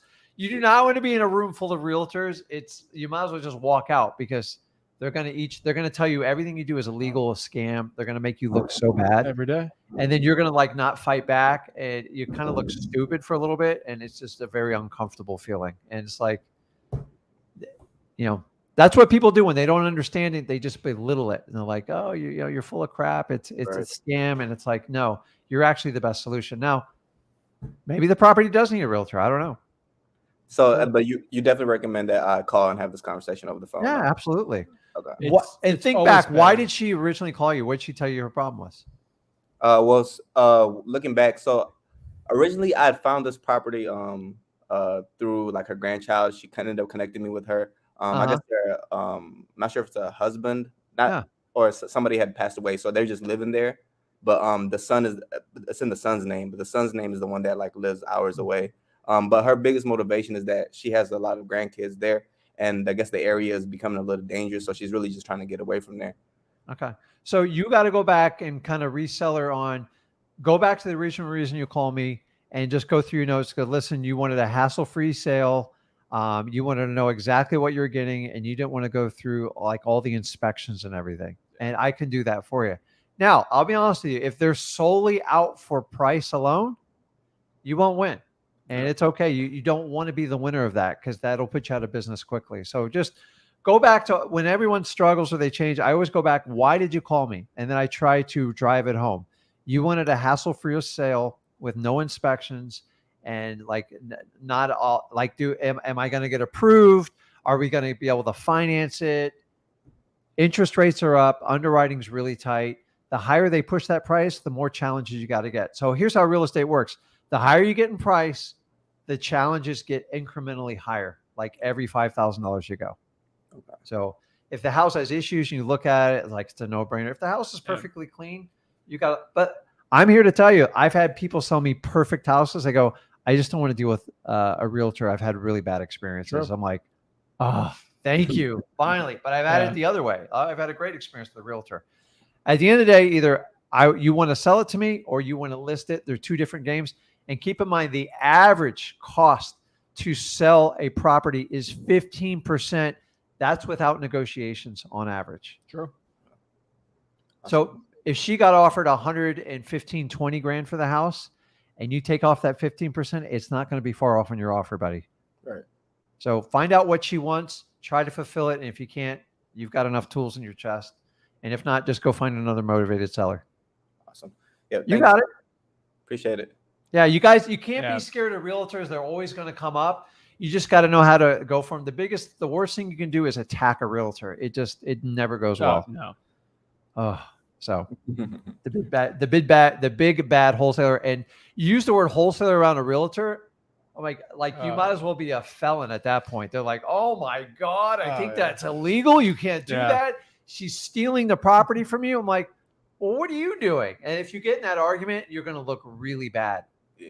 So you're selling the property with no skin in the game, and you're going to collect a $15,000 commission. And I'm the crook. Yeah. So don't get in that argument. You won't win. Yeah. And thank you guys so much. That's my only question. Okay. All right, Let us appreciate know it. how it works out. You got it. For sure. Awesome.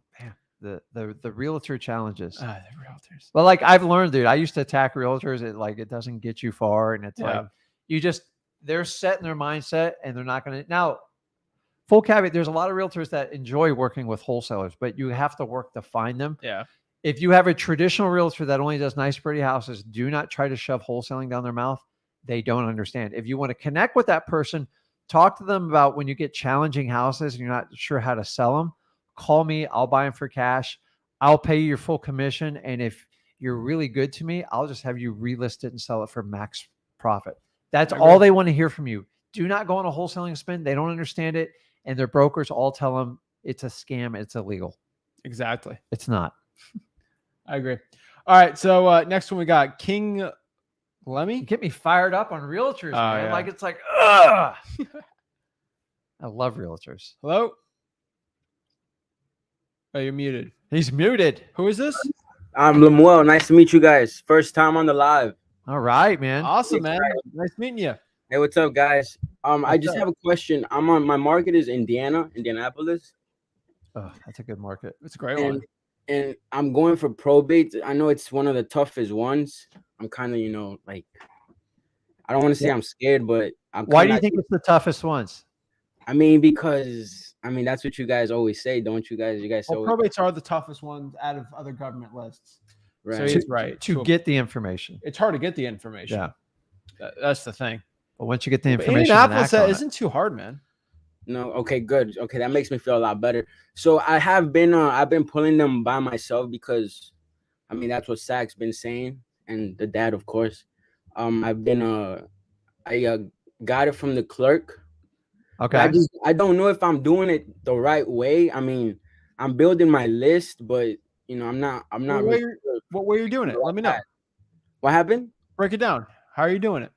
Okay, so I'm doing it virtually, of course. I'm in Chicago. So I went to the county I'm in is called Marion, I believe. I think that's the only county I want to start off with. I don't want to go too big. And I'm in my case, Indiana.gov. That's where I can pull it. So unfortunately, they don't have a list to give. I have to pull them by myself. And then they gave me the case number. They gave me I don't know, it's kind of weird, but I'm pulling them, right? I have them. But the thing is, the thing I'm struggling with is I'm getting like really, really old numbers. I'm searching them up on True People Search, of course. And I'm not sure if I'm in the right path. I'm kind of getting a little confused. It's getting kind of stressful, but I'm hanging in there, and I don't know what to do, So is the issue with you? So you're getting the property address and you're getting the decedent and the representative and the area information, right? You're getting all that, right? Yeah, definitely. Yeah, I'm getting all of that. So your issues with the skip tracing, right? Yeah, Pretty just trying to much, yeah. contact them. So there's two ways to skip trace. Three, actually four technically. Maybe Either 5. for free, no, it's 4. If it's free, it's truepeoplesearch.com, fast people search. It's the free websites, right? Like they're 65% effective. Second, you pay for the list, right? Obviously, you pay for like batch, PropStream, whatever. That costs a little more, better data, but costs money. That's a problem. Number 3, you can text them, cold email them. There's emails on truepeoplesearch.com. And the last one, you just leave like an email. The last one is, you do a Facebook message them cold. But those are the only way. A lot of them are older too, but Yeah, it just if it's depends. virtual. Yeah. But no, the heirs. The person that older passed away, right? Yeah. It'd be the heirs. So really, those are the 4 ways to get in contact with a seller. Now, if your issues is There's you don't 5. think the data is good, you get what you pay for to a point. Like it's free, so it's not going to be 100%.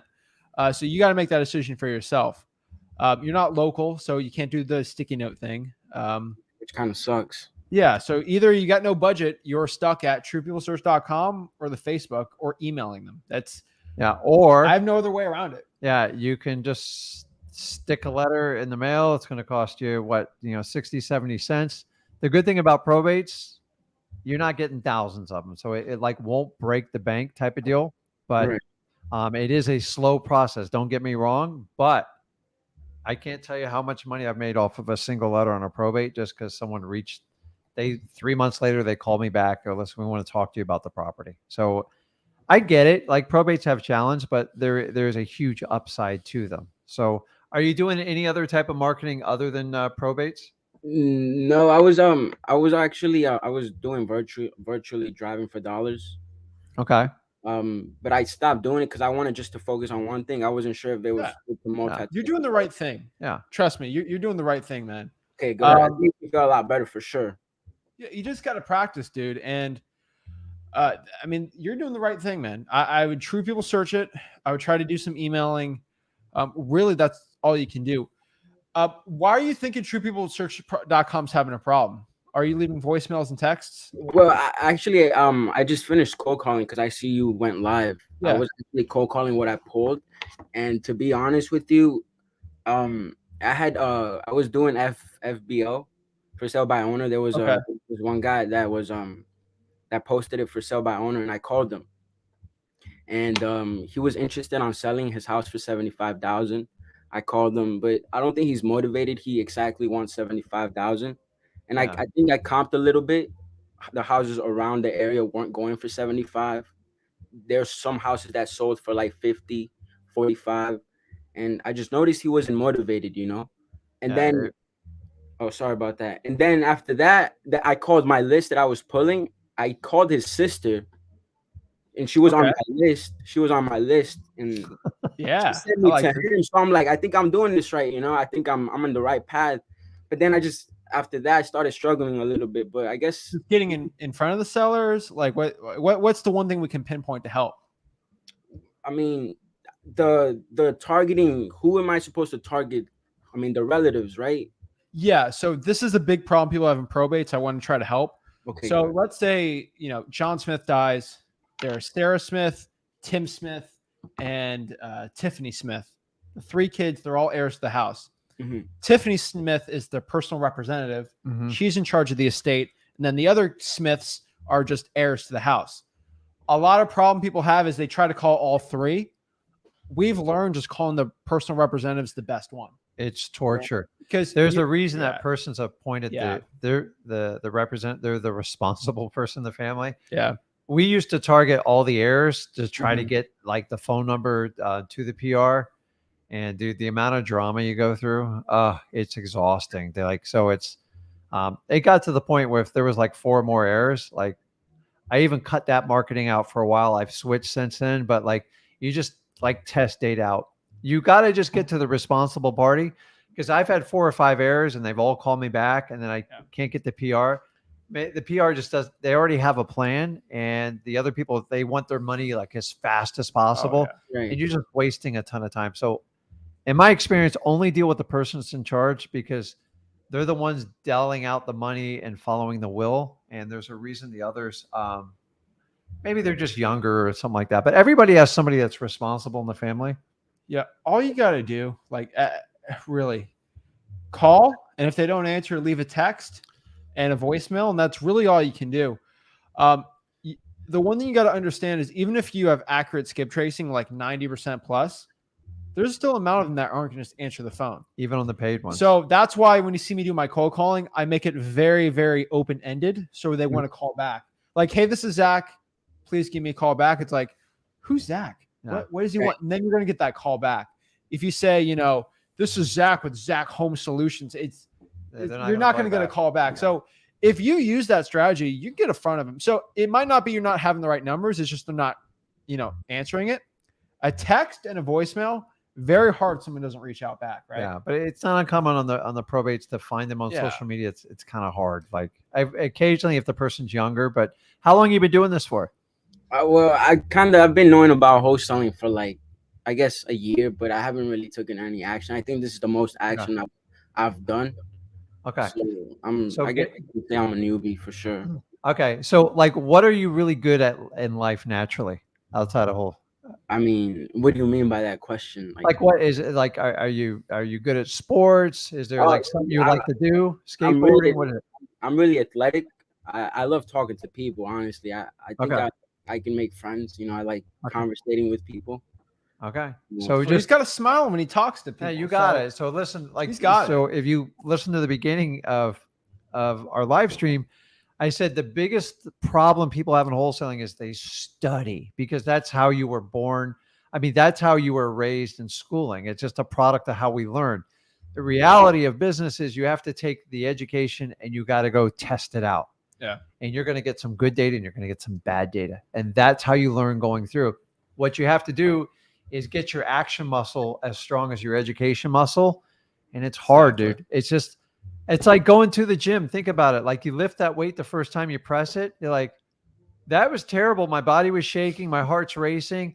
And then for 3 days later, you're like, you feel like your chest is going to fall off of you. Why would I go back and do that again? You got to look at the end result, right? Yeah, for Why sure. do people work out? Most people do it to remain healthy. A few people, they're all about vanity, whatever. So the idea, just kidding. no, I'm just trying. Hey, listen, I'm fighting, man. I like to eat. So I got to offset it somewhere. Is you got to like, I go to work out not because of the pain or like the failure or like, dude, I'm old, man. I get stuff that hurts. Like I wake up and sometimes I hurt, but I do it because I know the end result. I'm healthier. I feel better. I can get through the day faster. You on wholesaling is your why is so how old are you? I'm 23 years old. Okay. So you're very young. So you have to make up with your lack of experience and enthusiasm. So when you talk to people, when you get them, you got to go out of your way and just impress upon them. Like I'm a guy you want to do business with. I'm fun. I like you, and I'm going to pay attention to you. So one of the tricks of the trade I teach all people, not even young people, is whenever you have a seller on the phone, like dial their name in, find out what they want. It's like some people want to be like Mr. Smith, or it's like Rob, you know.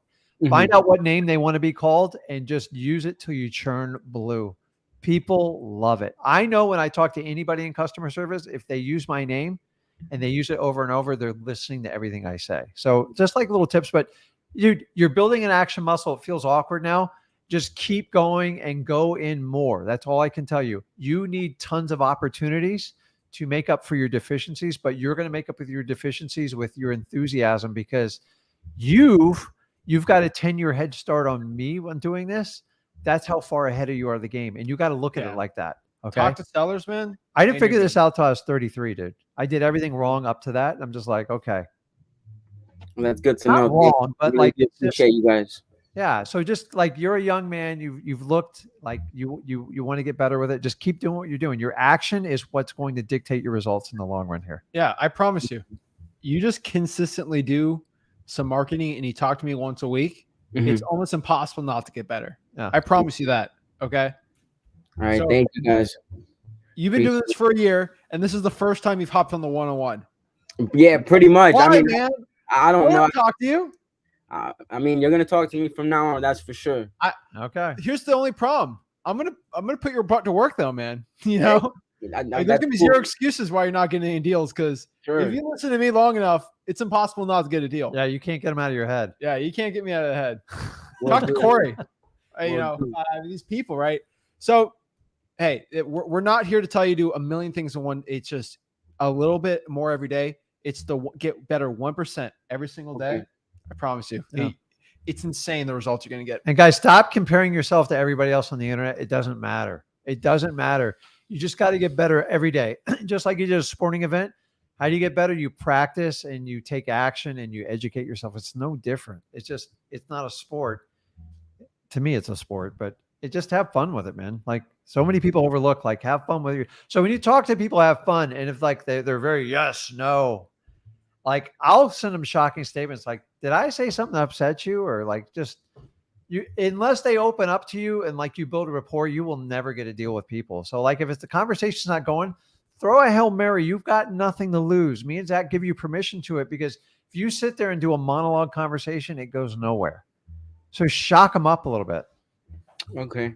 I really do appreciate you guys. I do have one last question. Okay. Rick, you mentioned to send out letters to, would that be to the relative? Of course, right? You Watch it at freewholesaling.com. Yeah. Right. The video's in there. You're going to send it to PRs. To the PR, but it's simple. Your letter's pre-printed. You just sign the bottom, and you might spend $20 or $30 a month, but you'd be surprised how many of those people will call you back. It's not a ton, but listen, dude, you only need one deal to really change your life. Yeah. You're 23. You got all the time in the world. So just the key with probates, everybody on this, you have to be extremely consistent. If you try it, And patient. you will fail, because that's how most people do it. Okay. Thank you guys. I really do appreciate One deal. Okay, man. Appreciate See it. ya. it. Thank you guys. Peace. Thank Thank you. Awesome. Brett says he wears diapers to save time. I love that. I love it. Love your videos. Got a lot of amazing advice. Awesome, Amanda. Love to see it. France says, thank you, Rick and Zach. First deal closing by end of Monday, I think.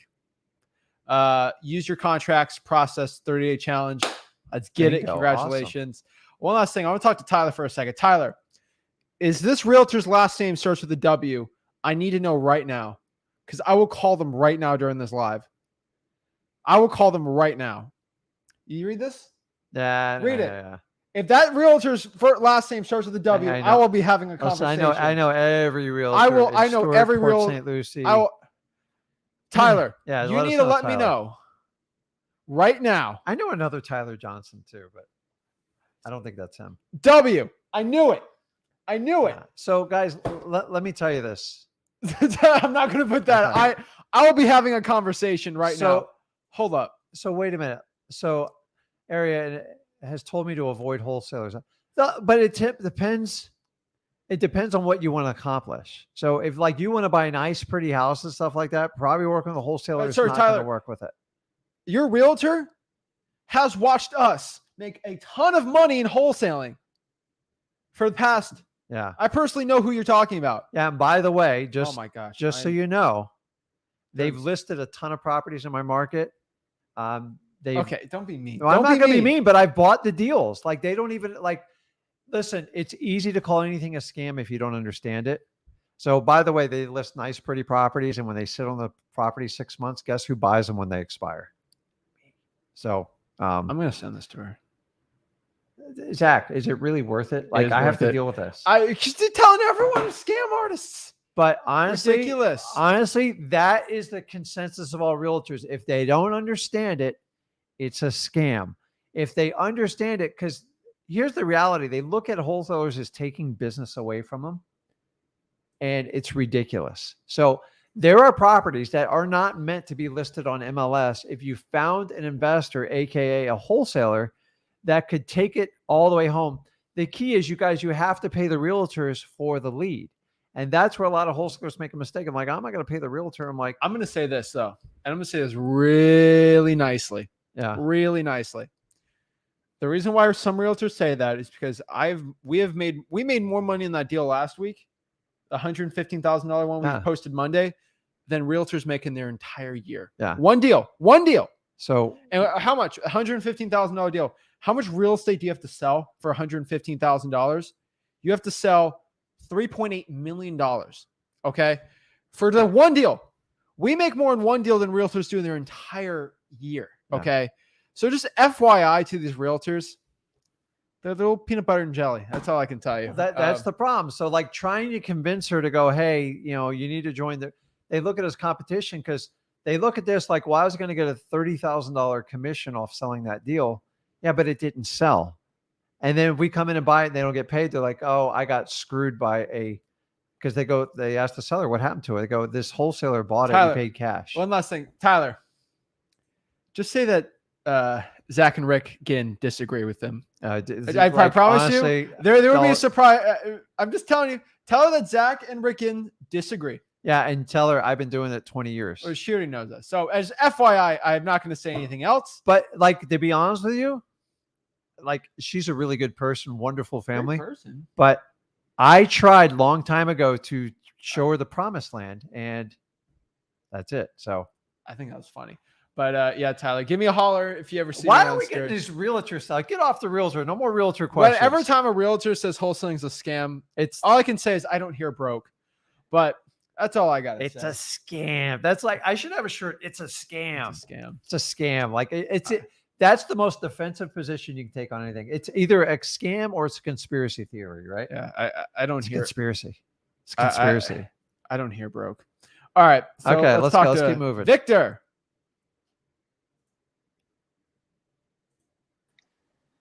Can Hello. we hear him? Yep. What's Yeah. up, Victor? How are you? Good. I'm a little quiet because I'm actually in the probate office. I love it. Oh man, I like this is it. live. I Live love from the trenches. Can you Yep. talk? Awesome. Yeah, Okay. I can.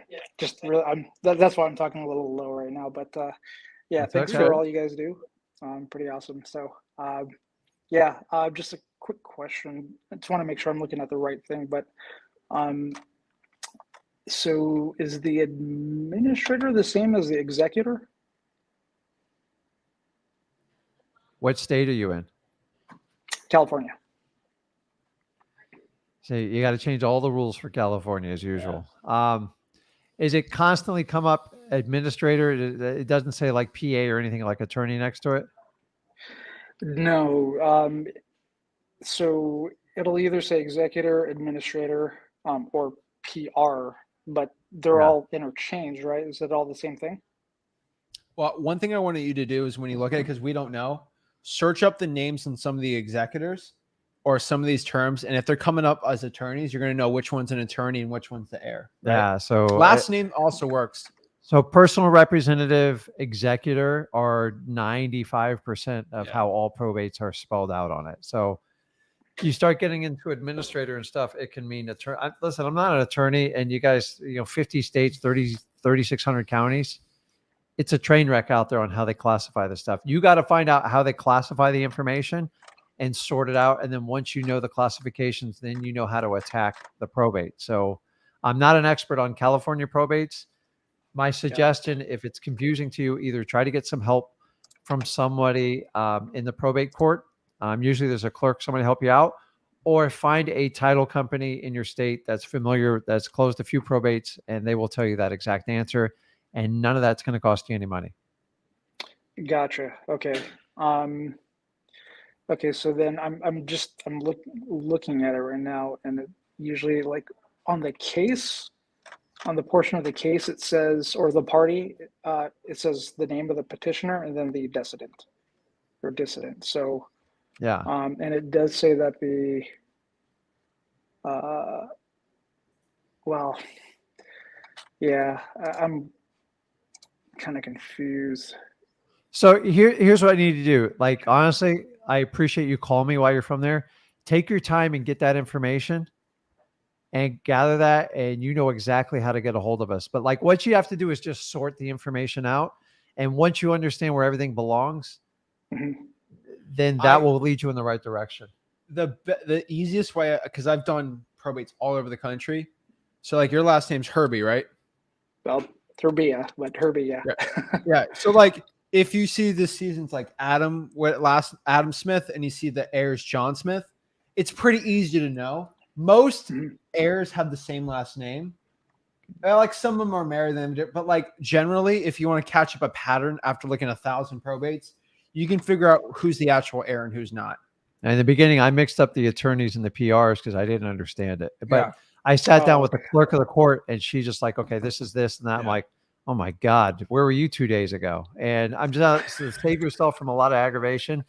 Try to use somebody in the court first, and then worse, use a title company. You really don't want to sit down with a probate attorney because it's going to cost you money, and that's kind of a waste of resources, in my opinion. I agree. So, Okay. you got it, man. Just keep in their day. I love when somebody calls me like that's incredible action. Just I love it. Keep doing what you're And he's doing. patient too. But that honestly, what you did there, Victor, is what I did. I just went down to the court. I go, how do I get a probate? I didn't know a dang thing about it. Honestly, I was just like, educate me. And I sat there because so many people tried to tell me how to do it, and it was all wrong. And I'm like, okay, how you do it in your county. Let me go down to my county and figure it out. And I think I was lucky, but I learned every county I went to, I couldn't make any assumptions based on the previous county because we deal with 5 counties. You might as well go to 5 different states, and they're all in the state of Florida. It's ridiculous. So just be prepared for that. If you switch counties, it's not going to be the same way. Okay. Should be the same names, but like getting the names down and getting the terminology is honestly, it's kind of like half the battle when you start it out. So I agree. Got it. Yeah, that was the issue. Yeah, same thing. Like I'm just trying to get familiar with all the terminology and everything. you got it. Like honestly, So- this will be like second guessing after you like figure it out. And usually it takes 30, 45 days. And once you figure it out, you get the pattern, then you can start executing, and then you can start reaching out to the PRs to, see if they have interest in selling the house. And that's it. It's half the battle is just trying to get the information. Most people just stop. They go, this is too confusing. I'm done. I agree. I wish I could give you a step-by-step, but I'd have to spend 5 years creating it. And by the time I got you the content, it would have to be updated again. So Got people it. are like, why don't Got you it. understand California? I go, 3,600 counties. Do the math. Yeah. So you got it, Victor. Let us know, and then jump back on the live, and then let's see if we can help you out with any type of marketing or anything you need to reach out to these people. Absolutely. Awesome. Appreciate it, guys. Just Okay. one last thing See you, man. before I go. One last thing. Yeah. Yes. So as far, I've also go to my, I've been to the assessor's or the recorder's office for my county, getting the shut off, like the government lists and the code enforcement stuff. As far as dates go, how far should I be looking back 30 days. when gathering the lists? I like the last 30 days. Yeah. The fresher, the better. Okay. And that Okay. goes with probates, especially. Okay. Okay, man. Good luck. Cool. Appreciate That's it, it, man. Victor. Have a great one. Awesome. Thanks, guys. Later. Appreciate it. Thank Awesome. you. You too. And then we got Dominic. Okay, man. Good luck. Appreciate it, Victor. Have a great All right, Dominic is watching, so we got an echo. So, all right, Dominic, you have an echo, so you probably have the YouTube on. So I muted you. So if you can unmute it and take off the YouTube, and then there won't be a weird echo.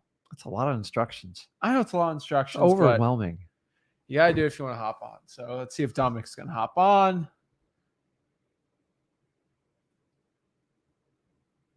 Just All right, Jump to talk the next to one and Raymond. come back. Raymond, welcome Raymond back. looks like he looks What's like he's up? ready, man. Oh yeah, Oh, he's Oh, muted. he's muted again.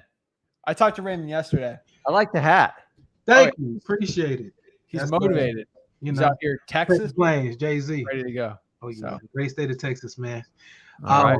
Nice to meet you. You definitely have encouraged and inspired me to, to really go hard with these probates. I was talking to Zach about them yesterday. Today, my question is actually different. Okay. Today, my question, where I wrote it down, and don't tell me I lost it that fast. Oh no, flip the page. So, so I was working the code enforcement water shutoff list, and I submitted a request on the city's website for the records because they have a records request. And when I did, I got a response. I actually put it in the chat, but it says this information is confidential under section 182.052. Yeah, of Texas is Code. weird. Okay. So I can't I'm go reading to it. them and mention anything about the Freedom of Information Act. Like So that that's doesn't fine. seem- The workaway, some counties in Texas will just give it. I would go in person and try. The quick hack is you're just going to have to go to the utility liens instead. That's it. To the utility lien. So the water company is the utility department, right? Right. When you don't pay the water bill, they will either they'll put a lien on the house. The utility company will actually can put a lien on the house. So it depends on how that state navigates it. Yeah, but mostly they do utility liens. That's going to be your hack. It's going to be hard to move around. That's the only way around it. And it's a little bit more dated information because it takes time to follow lien and But get no it. one else can pull that list. So, and if no one else, if they're not going to pull it, so I would go in person and ask nicely. If not, you just have to get the utility lien list. That's the only workaround on that one. Yeah. Okay. Utilities are a challenge across the country because some are private, some are public, and then there's information like restrictions in particular states. So it's Yep. this is the one that unfortunately you can't completely navigate. He gave you kind of the workaround on it. So That's it. That's all you can do. Okay, Roger, I appreciate that. I had also I got in contact with code enforcement. So I'm working 2 cities. I'm working Round Rock, Texas, and I'm working Killeen.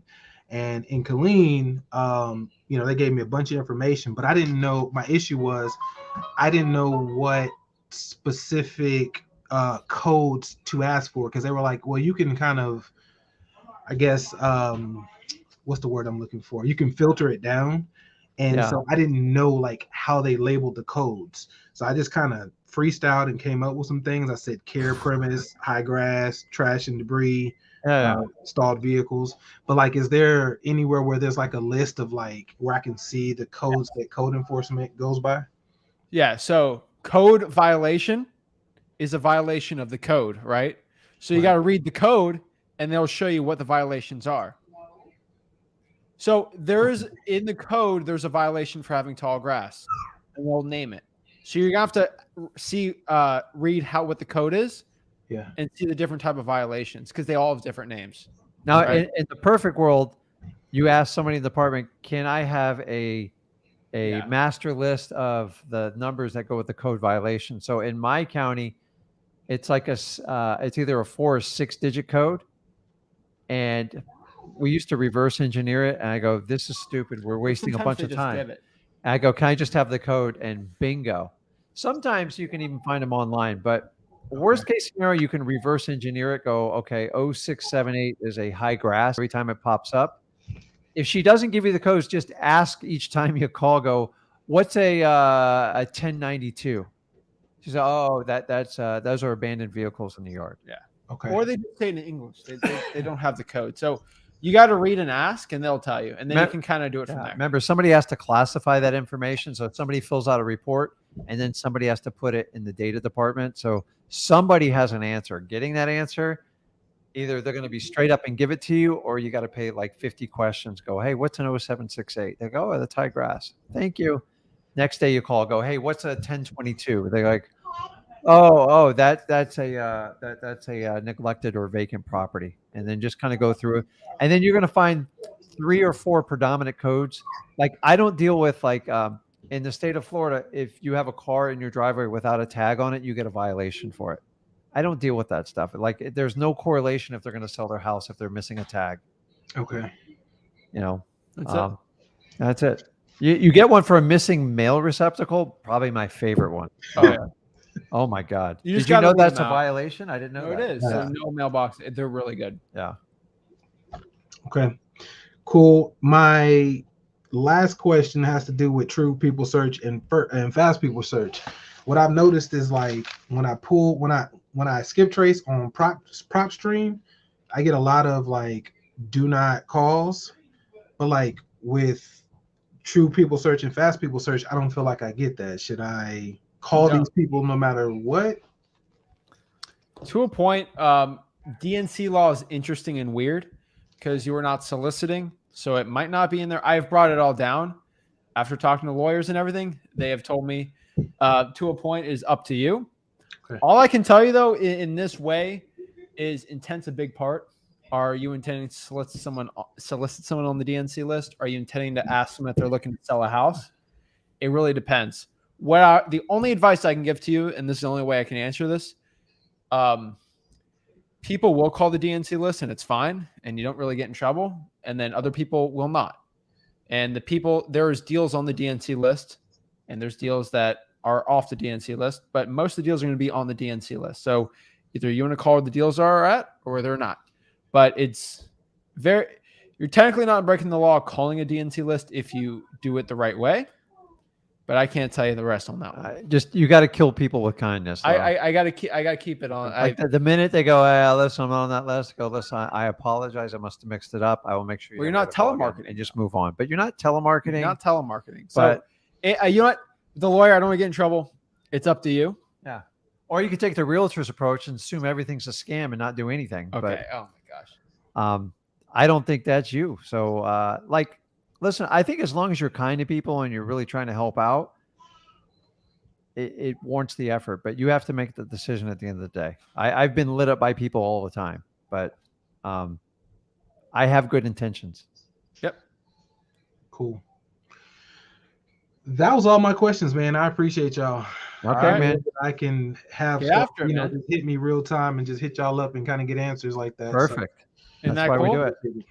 And when I'm not spending time watching the lives, I'm spending time on freewholesaling.com. So, Awesome. simultaneously. So I appreciate y'all, man. All right. Awesome, man. Good All right, luck. big blessings. Appreciate it. Talk Okay, to y'all soon. Yeah. All right. Hey, did you see that top comment there just What? above? Up. One more. This one? Right there. No, other one. There. What?